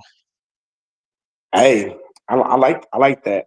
The piggyback real quick what you just said about the District of Doom, guys. Do you know in that district you got the number 24th ranked team in the state didn't make the playoffs? Like the district alone had Lancaster, Duncanville, Waxahachie, DeSoto, and Mesquite Horn. 5 teams all ranked in the top 25. And one had to miss the playoffs out of all 5 of them. You take that DeSoto team and stick them anywhere else, they are a district champion. That just show you how much battle tested that district is over there. I'm glad we're not in that one. You'd have Kyle go down there and cover him for state champion. Cal did what? I said if you put him in Kaufman County, you'd have Kyle go down cover him for a state championship for East Texas. Hey, the last time I seen Cal go cover a DeSoto event, he walked away happy and I didn't. in Waco, Texas. Yeah, I'm going Duncanville and Rockwall in this game. Then at the Metroplex, man, that's where the basketball is at. Conroe's a new school. I'm sure they're pulling from another school, so it takes a little time for those schools to kind of build up, get going. So, so I've got Rockwall and Duncanville in these two. Duncanville's region, I think. Yeah, this should be theirs. What you got, D? What you got, KO? I'll take Duncanville and Rockwall. Ooh. All right, moving on. 6A Division 2. I got throw hate at you because I don't like one of your logic patterns, so I got to throw some logic at you to throw you down. Grand Oaks did win a volleyball championship, so yeah, it's a new school, but they've already got some athletic success over there, and they won a 6A volleyball championship. So, well, that's girls athletics, We're talking about boys now, right? Yeah, I'm just I'm just, your logic doesn't really matter what gender it is. New school, they can win over there, but they're not going to beat Duncanville. That's what you got to hold on to. It's Duncanville. It ain't some slap team. It's Duncanville. Okay, well, I did pick Duncanville. I didn't pick them. Just saying. I'm just saying if it would have been a team like that I hadn't heard of or like that I didn't know much about, but a new school, I'm going to go with the team that has proven success, proven track record versus a new school. Well, then you would have looked really stupid in volleyball if you used that logic because they won a state Well, championship. I don't pick volleyball digs because I don't know anything. I don't know anything about volleyball. The girls made it to the third round of volleyball, so I had to keep my eye on volleyball too. That's another potential power for the Panthers. We got volleyball going on. We got girls basketball. We got a boys basketball. The final ever undisputed state champions. Things are good over at Plano East. How things at Chapel Hill? 40-0. Yeah, that's what I thought. Yeah. All right, you got Division 2. You got championships back in the day. It's okay. You got Region 1. You got Crowley. Number 2. I didn't put their ranking up. I don't know why I didn't. Number 12 team in the state, 23-12, versus Denton Geyer, 30-7. That game takes place at Keller Central. And you got Warfare Friendship, 27-7, versus Little M, 26-10 at McMurray University. Man, that first game is hard because I got a good friend and coach DeMarcus James over there at Crowley High School. But ever since Lancaster lost last week, I told myself, this is Denton Geyer's year. It's Geyer destiny to win the state championship. No one is in Geyer's way. Lancaster was the only team in Geyer's way. Now, this is Geyer's to lose. So I'm gonna go with Denton Geyer in that first one. And the second one, I'm gonna go with Warfare Friendship. And I've actually seen them play this year, and they're decent also. What you got, Diggs? Look at this. You got 3 5-6A teams that we've talked about with Marcus, Geyer, and Little Elm. The only reason we don't have a 4th 5-6A team is because of Allen. So that's how good that district was over there. And remember, Louisville was thought to be really good till they had that recruiting scandal and kind of went down in flames over there. 5-6A is really good basketball. And so I agree with you about Geyer. I think Geyer has a pretty good path. Little Elm's going to get quite a hustle, but I think Friendship is a little bit better. I think that part of West Texas we're talking about, Lubbock, Monterey on the girls' side. We're talking about Canyon, Randall. There's some really good basketball in that part of West Texas. So I think we're going to see a Friendship Geyer regional championship. I think Geyer manhandled Plano East in one of the holiday brackets, and I mean that was with DJ Hall and some. I believe in Geyer. What you got, Bret? Yeah, I agree. I think it's Geyer and Friendship as well. I think there was good points there by Matt. I don't really know anything about these teams. Just kind of looking at who they've played, some common opponents. I'm gonna go with Friendship there, and I think Geyer wins the region. What you got, KO? I'll take Denton Geyer and give me Little Elm. I drove a NASCAR that had Little Elm on the roof one time. Whoa, he took Little Elm. Trees, okay, man. Little trees. I'm sorry, not Little Elm. Let me be correct. Little trees, not Little Elm. All right, moving on to Region 2. Now, this right here is tricky. This is just really tricky. You got Wally East 2011 versus the Woodlands College Park. Take place Tuesday at McLennan Community. You got Mesquite Horn, another team out of that District of Doom, 21-14, taking on Willis at Buffalo. Now, I was talking to a buddy of mine earlier from Lancaster, and I was just like, you want to know how tricky all this is? I said, you got Wally East playing tomorrow. Wally East took out Colleen Shoemaker. Shoemaker took out Lancaster. I watched Carter annihilate Wally East earlier this year at Carter. It wasn't even close. And I say to myself, that team I saw my freshmen and sophomores destroy or in the third round of the playoffs, like that lets you know when is your night it's your night. But unfortunately for them, they're not going to end. I got Will in College Park. And second game, Mesquite Horn has been riding on destiny. They've been riding on destiny. I think destiny continues. I got Mesquite Horn over Willis. What you got? I'm going to go with you first, KO. Ooh, let's go with. I'll take the Wiley East team because I had a buddy of mine that I graduated with that was an assistant coach at Wiley East for a little bit. So give me Wiley East.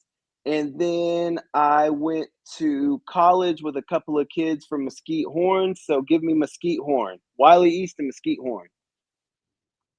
What you got? What you got, Bret? I'm going Wiley East also. But I'm going to go with Willis because Mesquite Horn knocked out our East Texas Tyler Legacy squad, and so I'm ticked off at them. I'm not picking them. I hope they lose and go cry and go home. So what was the 1 point game? Wasn't it something like that? 5 point game. Oh man! So I'm, we've got the All-Star game coming up here in a few months. We have some Tyler Legacy players that have been nominated, so hopefully we get to see a couple of those seniors play again. But I can't pick against a team that knocked one of my East Texas teams out. Even though we don't specifically cover their East Texas, we'd love to cover some Tyler Legacy stuff. So give me Willis. And look at Matt. Matt is smiling there too hard. Go ahead, Matt. You smiling too hard down there. We're just to the point where we're just gonna find out who KO knows. He's like, well, I knew a wife one time, and their second cousin went to school with a friend who went to some school, so I'm going to pick them. Come on, KO, you are a genius. I remember some of your I want to hear the analytics. I want to hear about the Natchez and Buddhas of the world, like you got into. Not who your friends were and whatnot. Come on, KO. I like the Woodlands College Park, and I like Mesquite Horn. Mesquite Horn from that District of Doom is just really prepared. If you look at the College Park schedule this year, their losses were like right in the middle of their schedule. They've gotten hot at the end of the year, so I think they're gonna, like you said, Wiley East. I think it's just kind of fortunate to be where they are. If they had to play Lancaster in the second round, they wouldn't be here right now. So I like College Park and Mesquite Horn. Wow, I like that. All right, moving on. 5A. We're now in 5A, Division 1. Here go my pick to win the whole thing. El Paso Chapman versus Denton. El Paso Chapman, if you're not seeing this team play, you watch film on this guy. These guys can flat out play some basketball, and they playing in Midland. So I got Chapman to win that game, like not even close. Now, the second one, Wichita Falls Legacy versus Burtville. Burtville is 32-3. They look every bit of that 32-3. I got Burtville versus Chapman, and I got Chapman going to San Antonio. What you got, KO? Sure. Yep. Everything you said. I know nothing about this. So, yep. Give me Chapman and Burtville. What you got, Bret? Yeah, I'm going with Chapman, and I'm going to take Burtville. I looked at they've already played Legacy earlier in the year and beat them by 16. So I'm gonna take Burtville to do the same and to move on. Wait a minute, time out. I thought you said you don't go get the team that beat your boys. This is Wichita Falls Legacy, not Tyler Legacy. Oh wait, my bad. So they play Legacy already this year? Yeah, they've already played. Birdville beat them on the 3rd of December. I know that's early, but 16-point win. It wasn't like it was close. So I'm gonna go with they beat them again. Oh wow. What you got, Diggs? I thought it's hard to beat a team twice or 3 times in a year. I think Chapin beats Denton. Denton is happy to be there, and exactly. Birdville Birdville is playing really good they're not playing football right now. They didn't play football very well when they were playing football either. Birdville and I like Birdville and Chapin, and like you, I think Chapin is kind of our de facto state champion team this year. So I'm going to take them to win the region. Yeah, this is definitely their year. All right, moving on. Region 2. Frisco Heritage. Oh, did I say Chapin was my pick? I lied. This is my actual pick to win the state championship. Frisco Heritage versus Red Oak. Tuesday at Richardson Berkner. Highland Park, who just seem to always hang around. They always somewhere. Football, basketball. Highland Park is always in the mix. Versus West Mesquite, 28-3.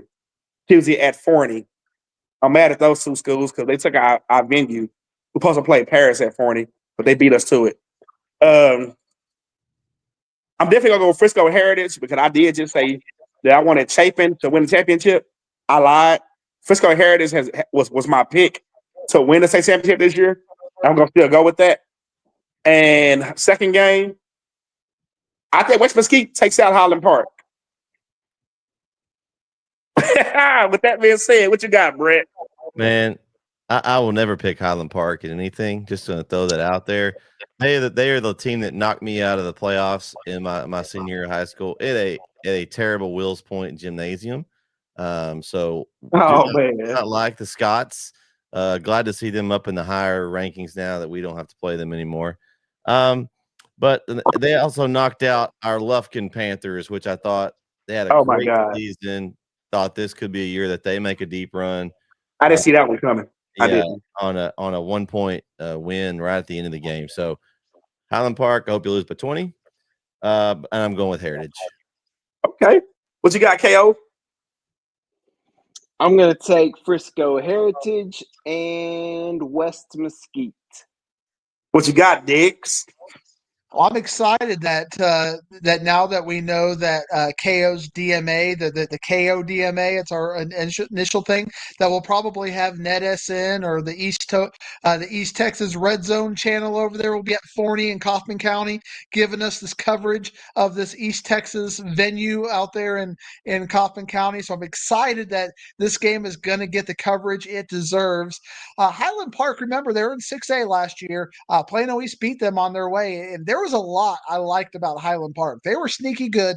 They had a lot of underclassmen. When you look at West Mesquite's district, very much like their football district, I think that record is a product of that district as opposed to their quality of play. So I think Highland Park is going to win, but I think Frisco Heritage just takes care of business on the top half of the bracket. I agree with you just said about that district. It's just like football. You're right about that 100%. That is so true. All right, Division 2. Amarillo, Paladaro versus, I think I said that right, versus Colleyville Heritage, 18-15. Look at the times, y'all. This game is at 4 o'clock in Wichita Falls. Ooh. Then you got, don't even give me a line. I don't know how to say the other name's team down there. Somebody please tell me how you say that name. Canutillo. Thank you. Versus Mansfield Summit, 29-7. That game's at 5 o'clock. Man, they're playing some early games. Ooh. Like, wow. So does the students of the school and the parents get to get off work early or what? I don't know how that works. But I have seen Paladaro play. They're good. They're real good. Heritage is one, like Matt has been saying, is just one of those teams just happy to be there. They there, but it ends. It ends bad. So I got Apollo. And in the second game, I've been saying this is Summit's year. So I got Summit in the second game. What you got, Matt? You know, it's crazy how Mansfield ISD has kind of gone from a football district to now to being such a good basketball district. Talked about Lake Ridge earlier, and now Summit is here playing some really good football. Palo Duro, again, when you're talking about that I-17 corridor over there with Friendship and Amarillo, on both boys and girls, there's some really good basketball being played over there. So Palo Duro, top half of the bracket, and Summit on the bottom half of the bracket. I think we're going to see Summit, though, win the region. Ooh, what you got, KO? I'm going to take Amarillo and Mansfield. What you got, Bret?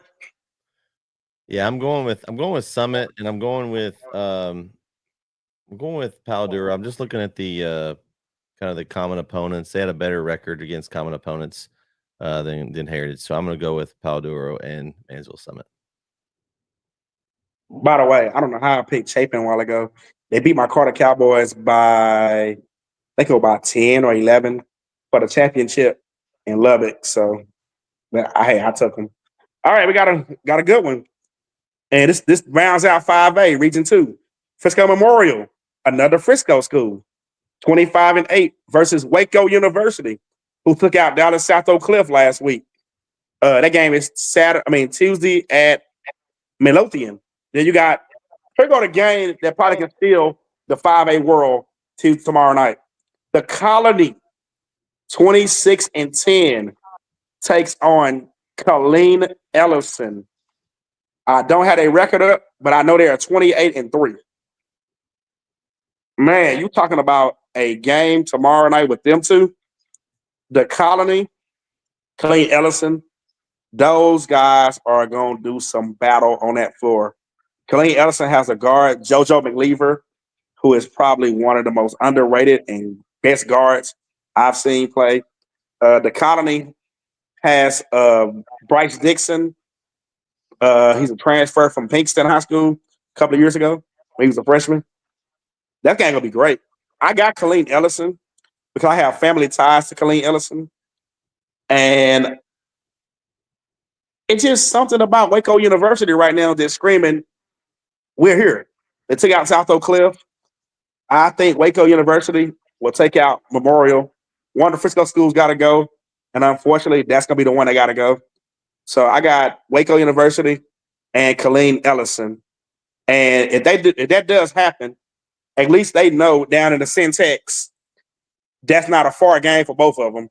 Because Waco and Colleen not that far from each other. So at least they know if they win that game, both of them, then they'll meet somewhere halfway. But the same can go for Frisco Memorial and the Colony. If they win, that's also going to be a close game somewhere. So I think for both of these teams, for all four of these teams, you don't probably want to see one of the others win other than your Metroplex or your Syntax team because you do some traveling Friday night if that happens. With that saying, what you got, Diggs? Let me tell you, Swaggy. I'm looking at Ellison's schedule. Their 5 losses are pretty salty losses. They lost by 3 to South Grand Prairie, 6 to Mansfield Summit, 1 to Rockwall. They lost by 20 to Brennan, and they also lost to Fort Bend Marshall. So they also have a win over Chapin as well. So this Ellison looks really, really good. They're hot. They beat Denton Geyer. That lets you know what. So I got to take Ellison, and they also beat Argyle as well. So I'm taking Ellison, and I'm taking Frisco Memorial. What you got, Bret? Okay, so let's look back at the previous round here. We had Memorial beat an East Texas team, the Hallsville Bobcats, by 3. So I don't like them. So I'm going with University. And then I'm going down here and I see the Colony beat out Mount Pleasant Tigers here, another East Texas team. And then I also have another reason why I won't share on air why I don't like the Colony. But I'm going with Ellison. Okay. What you got, KO? Memorial and Ellison. All right. Now, we're on to our division that we ready to be on. Well, we're going to skip D1 and go all the way to D2 because now we're in y'all guys' region, East Texas. You got number 12, Kennedale, 29-7, taking on the other Paris school who is taking the city by storm out there in Paris, North Lamar. And I just found out this past weekend that North Lamar has regular Paris 2-star players that transferred over there this year from last year.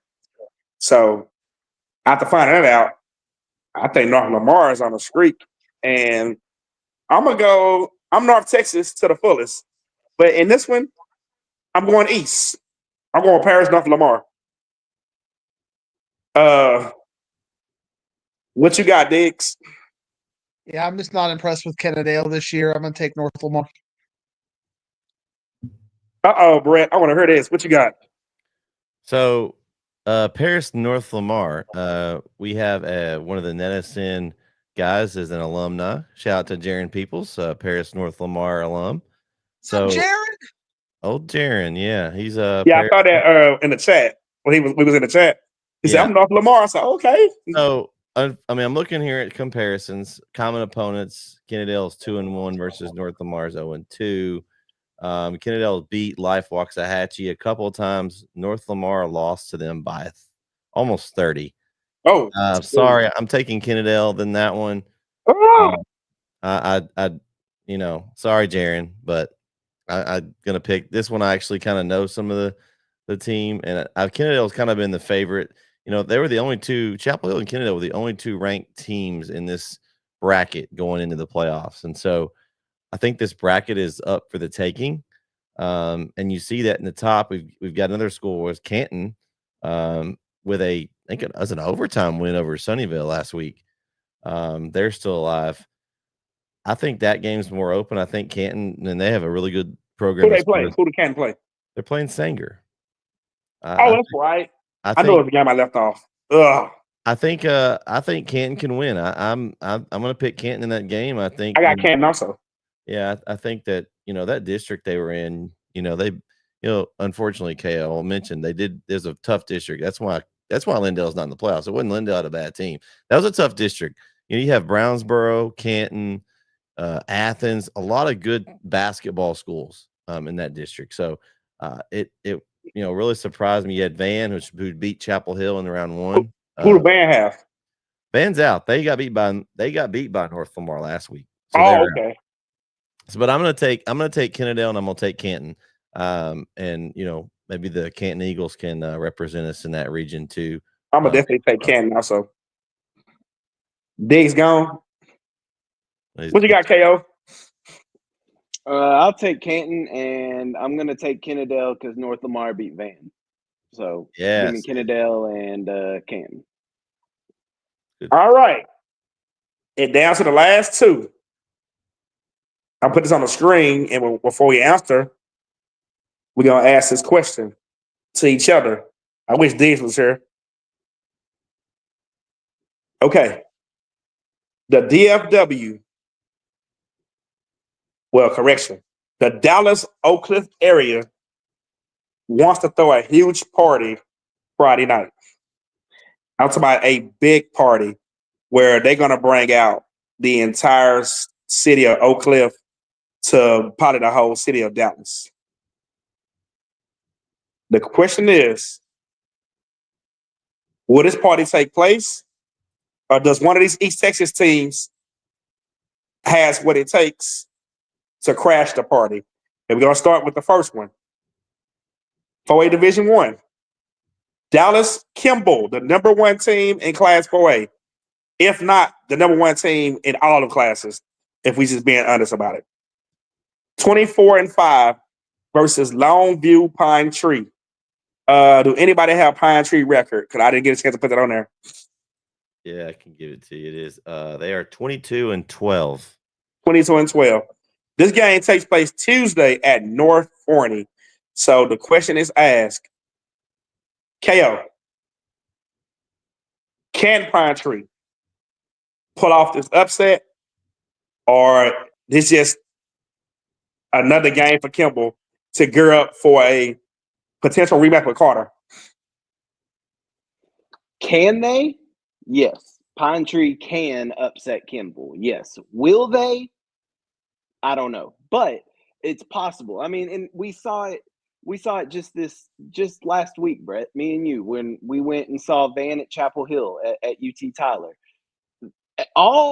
Everything told you on paper, right? Chapel Hill should have went in there and won by 20 points. But instead, Van went in there and beat Chapel Hill by 20 points. Now, I know Kimball and Chapel Hill are not the same team. I get it. I understand that. But you just mentioned it, that Kimball and Carter could have a matchup Friday in the regional final. If Kimball overlooks Pine Tree, looking ahead to Carter, and lets Pine Tree hang around in this game, we've seen it, Kyle. Then I think Kimball's in trouble. That's what I'm saying. So we saw it first round, the very first game we did with boys, Hawkins and Cushing. Hawkins should have blown Cushing out by 30 points, but they let him hang around in that game, and Cushing nearly pulled off the upset. I don't think Pine Tree is going to pull off the upset, but if Kimball is overlooking Pine Tree and looking ahead to Carter, then Pine Tree is capable enough to pull off the upset. Do I think it'll happen? No. Is it possible? Absolutely. Diggs, same question. I don't know if you heard the question. The DFW, Dallas Oak Cliff area, wants to throw a huge city party Friday night. Does Pine Tree has what it takes to postpone that party? Keeping up with 4A is basically through you. I know you've been kind of giving us the Carter and Kimball, and you always get hyped up for when Carter plays Kimball, and then you get let down when Kimball. That's why you cut out. I can't hear you. Kimball, that's gonna, or I don't think it's gonna be Pine Tree. I don't think it's gonna be Pine Tree that ruins the party. But, Cut out.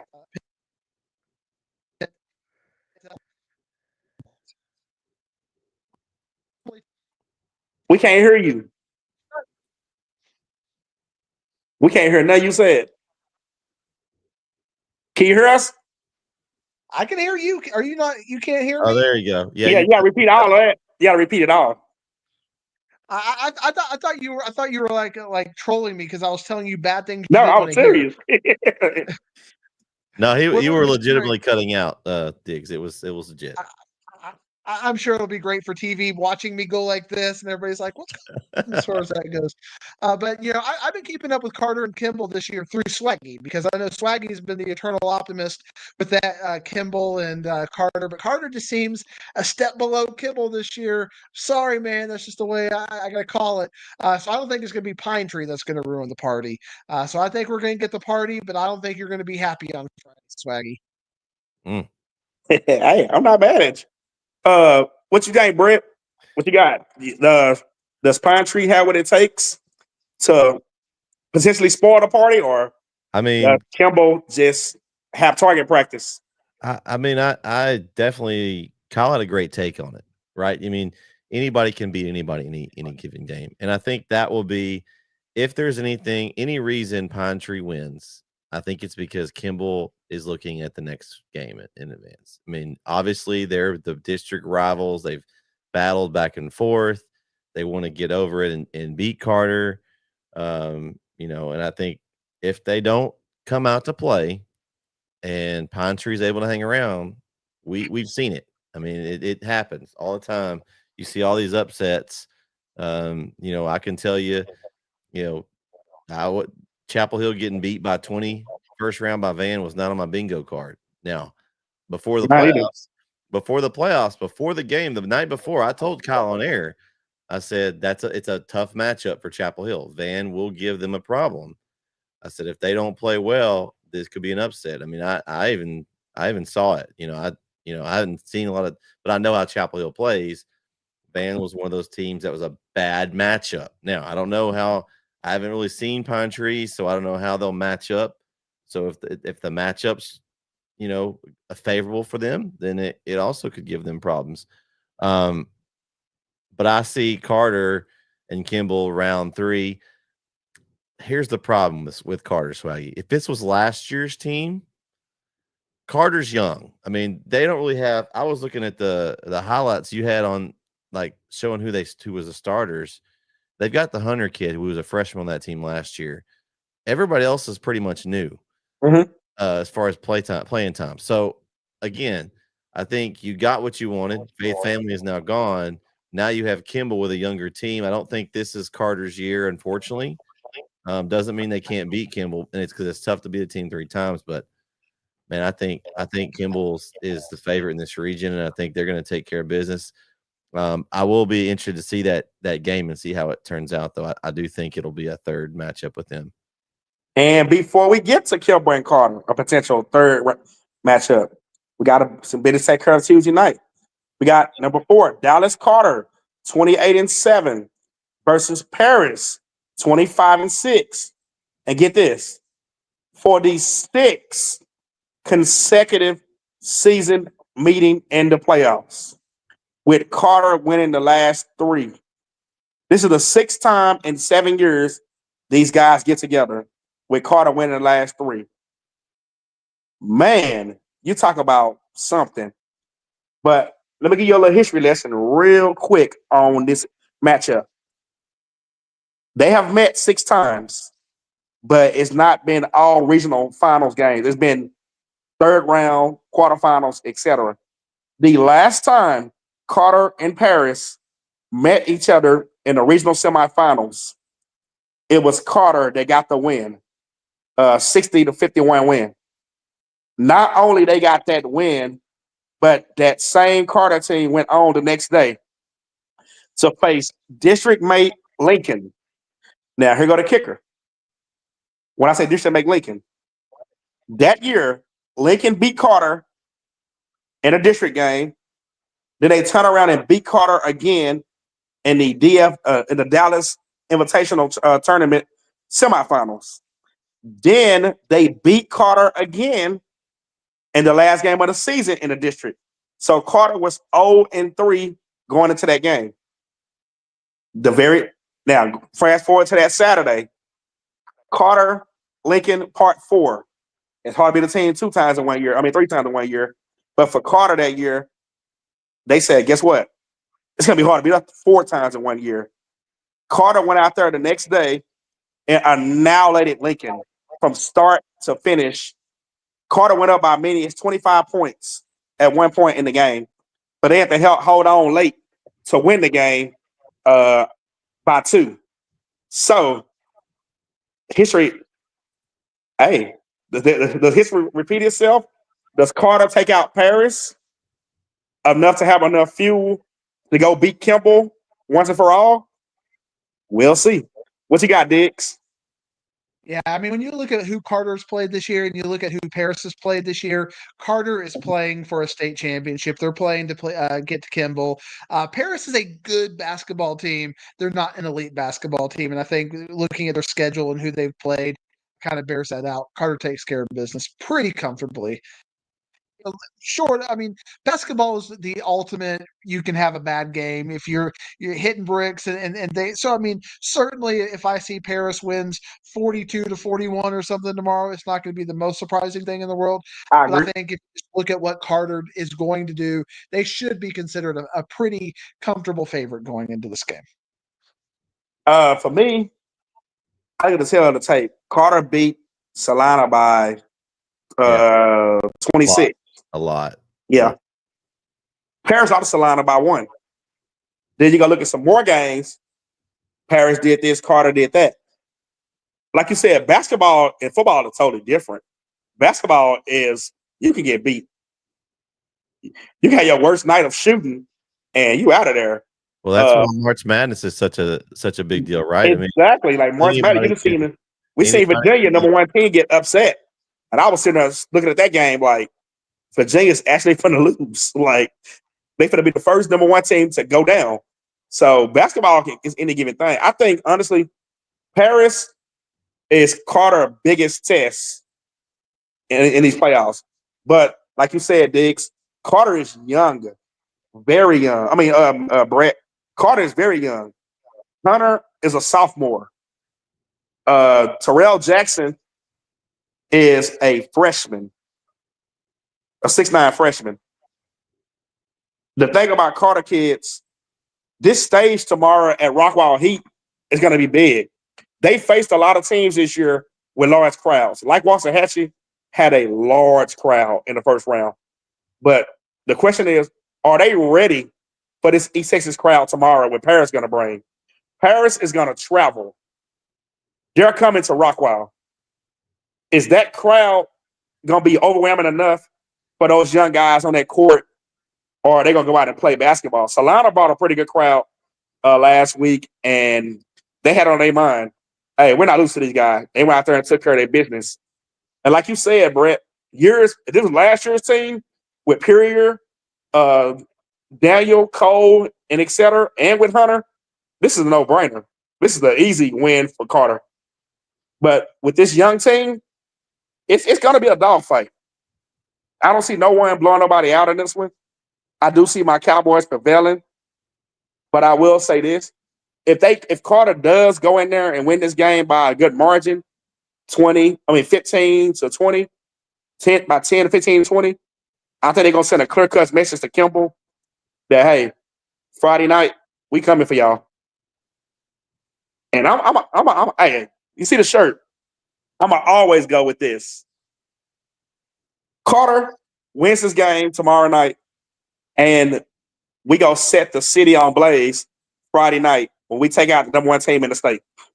We wouldn't expect anything less from you. We know you weren't going to pick against your Carter Cowboys. I mean, that's so we take care of Paris. Swaggy is saying it right here on the show. We will beat Kimball. We're going to San Antonio.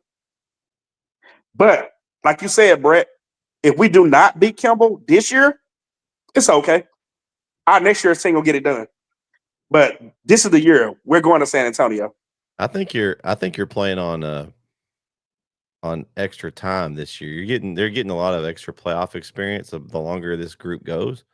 So I think, if they do make a run, that's great. But if not, I think you've got a solid group, and you've seen it. They came back. I mean, we all know if there's no Faith family in that region of the last few years, you guys would have, if not having a ring, you'd at least made it down to the San Antonio Final Four several times. So, I mean, it's that is out of your path. Now you just got to beat a district rival to get there, and I'm interested to see how it goes for you guys. I hope you're able to get it.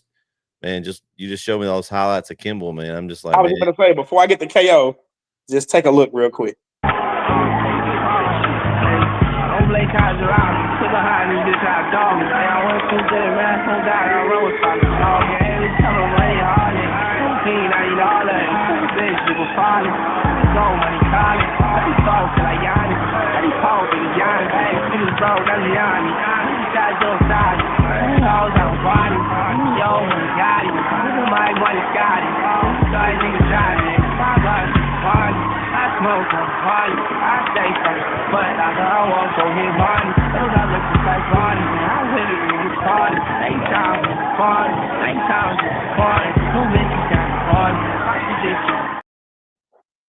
$15 dunks in one game. That's just unheard of. Matt, before I get to KO, I asked a question earlier on the show. You weren't here yet.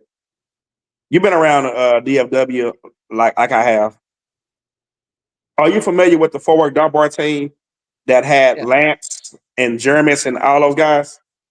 Yeah, that really good coach over there. Yeah, obviously, Coach Hughes. Coach Hughes is who has the best dunkers? This Kimball team or that Dunbar team? And that Dunbar team was legendary. I mean, Kimball, I think of like I was watching last year at San Antonio. His family was doing their windmill dunks, and it was looking like an all-star game kind of a thing. And but at the same time, they weren't playing good team concept basketball at times, and that kept them from just going out and just completely looking like the best team across the area. So across all the teams that were making it to San Antonio, I should say. So yeah, Kimball is nice, but they're also a very complete team. I mean, that's that's next level when you talk about the Dunbar teams. So, man, that Dunbar team was something special. Man, I had a best friend on that team. He passed away, Jeffrey Murrow, but he was a great basketball player, a great guy. I miss my buddy. Cal, what you got in this game? Can y'all hear me? Yeah. Yep. Okay. I got Dallas Carter. I get what y'all are saying about they're young, but you don't know what you don't know. Like they've played in big games, you're right, but they're young, haven't been on this stage yet.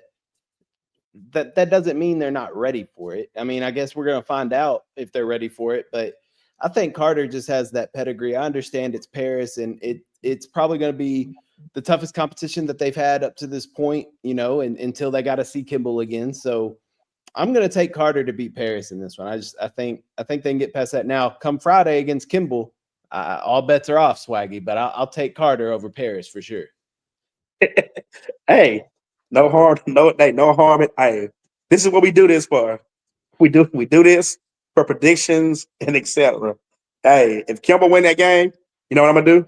I'm gonna go on the air. I'm gonna write up. I'm gonna congratulate Coach Nick and Kimball, and I'm gonna tell them go get the state championship. And that's just what that's gonna be. Man, this show has been fun, guys. Real quick before we get off of basketball, or since we all wrestling buddies on here, real quick, what y'all think about Saturday? What y'all think Cody gonna do? Let me start with you, Cal. He's confused. Yeah, I don't know what's going on. I'm I don't think I'm he's gonna sell hit his you for a little soul. bit 'cause Sell I'm his behind on soul. wrestling. I mean, he's not gonna. Hold on, Diggs. Go ahead, Cal. He ain't gonna sell his soul because that wouldn't make any sense. Like he's not. What I think's happening is exactly what The Rock was saying. The Rock has always been the people's champ, and now Cody is kind of the people's champ, the champ of the people. And so he's like, "Hey, come be my champion." He almost sounded like he was a snake in the Garden of Eden in tempting Cody. Like, if you come with me, Cody, I can give you and your family everything you desire. Like, bro, what does he need? What does he need, Kyle? He's the champion. I don't know. I don't think he's going to accept it. He's not going to accept it, and it's going to kickstart something for Mania. That's what I think. What you think, Bret?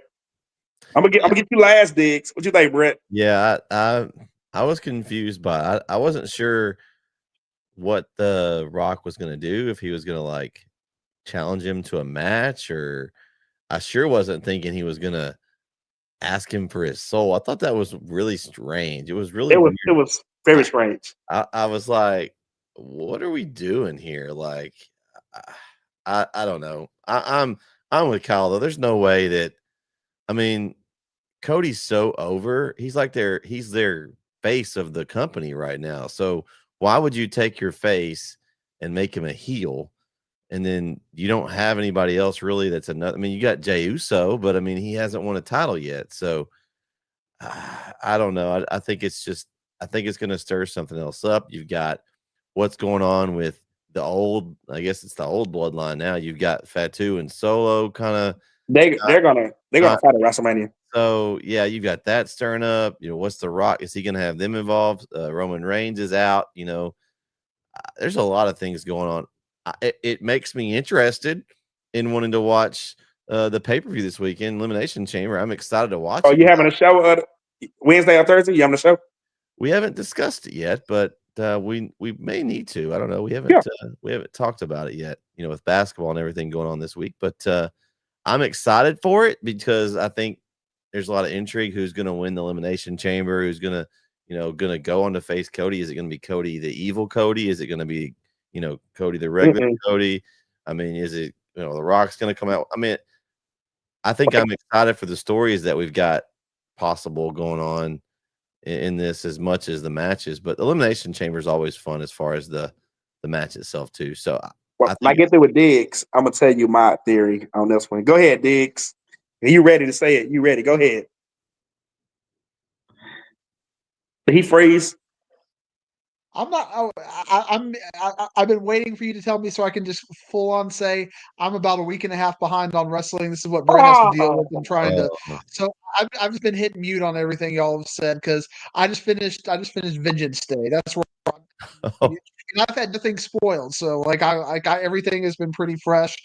So I just finally watched Vengeance Day, and I'm about to start Raw from last week. Man. I'm 3 major episodes behind, so I have no clue what's going on, and I don't want to know. So y'all can talk wrestling. I'll just give me a thumbs up when you're done. All right, my last thing I want to say to we end the show, KO and Bret, because unfortunately Diggs can't hear this.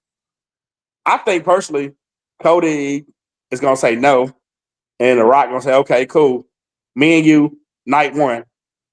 Then you and the Elimination Chamber winner. I mean, not you, but Rock's gonna win night one, take his belt, and Cena gonna take it from The Rock night two. That's my theory. But when I say take it from him, I mean Stone Cold Steve Austin, or no, correction. I take that back. Cena's gonna sell his soul for the 17 championship. Stone Cold style.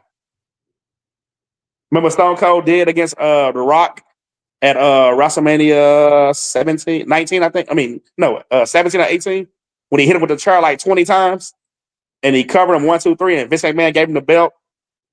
I think Rock is going to do that for John Cena. Cena going to sell his soul for the 17 championship. That's my pick. I don't know, Swaggy. I don't know if Cena does it. I think I heard a theory last night.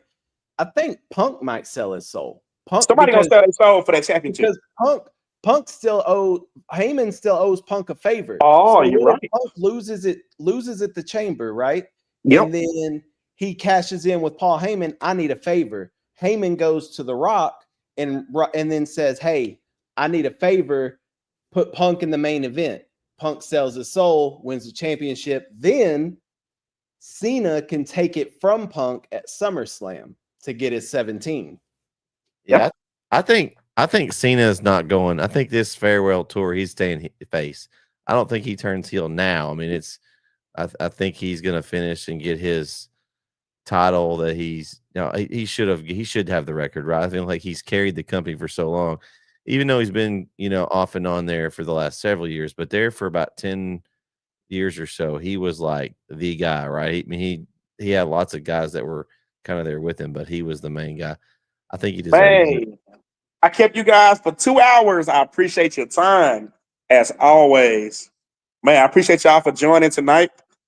We'll touch bases after tomorrow night and see who all was right on these wins and see does North Texas have his party Friday night, or does one of the East Texas schools say, "Hey, y'all got to put that champagne on ice for one more year"? Hey, Swaggy, real quick. Just want to give our network a shout out. NETSN. We've got 4 games on the slate tomorrow. All of them are in the 2A bracket in our area. We've got 2 Division I games and 2 Division II games. Technically, we have the regional semis, all of them. So hopefully we'll get the finals as well, since that's separate. But you got Martinsville versus Gary. That's where I'll be. UT Tyler. We've got Jaron will be in at the Hawkins and Marlin game. That's in Palestine. Larry will be there for St. Augustine and Norman G. That's in Rusk. And then in Nacogdoches, Shires and Wellington will be there for Tenaha and Grapeland. And so, those four of those teams will play, and then the two winners will play next, and hopefully we'll get those games. Those games will all be on NFHS Network, but you'll get the NETSN quality that you're used to on our channel. I need y'all to find me a house down there in East Texas. I need to move down so I can join y'all broadcasters. Yeah, you're welcome to come down and be a special guest all the time. We have all kinds of special guests.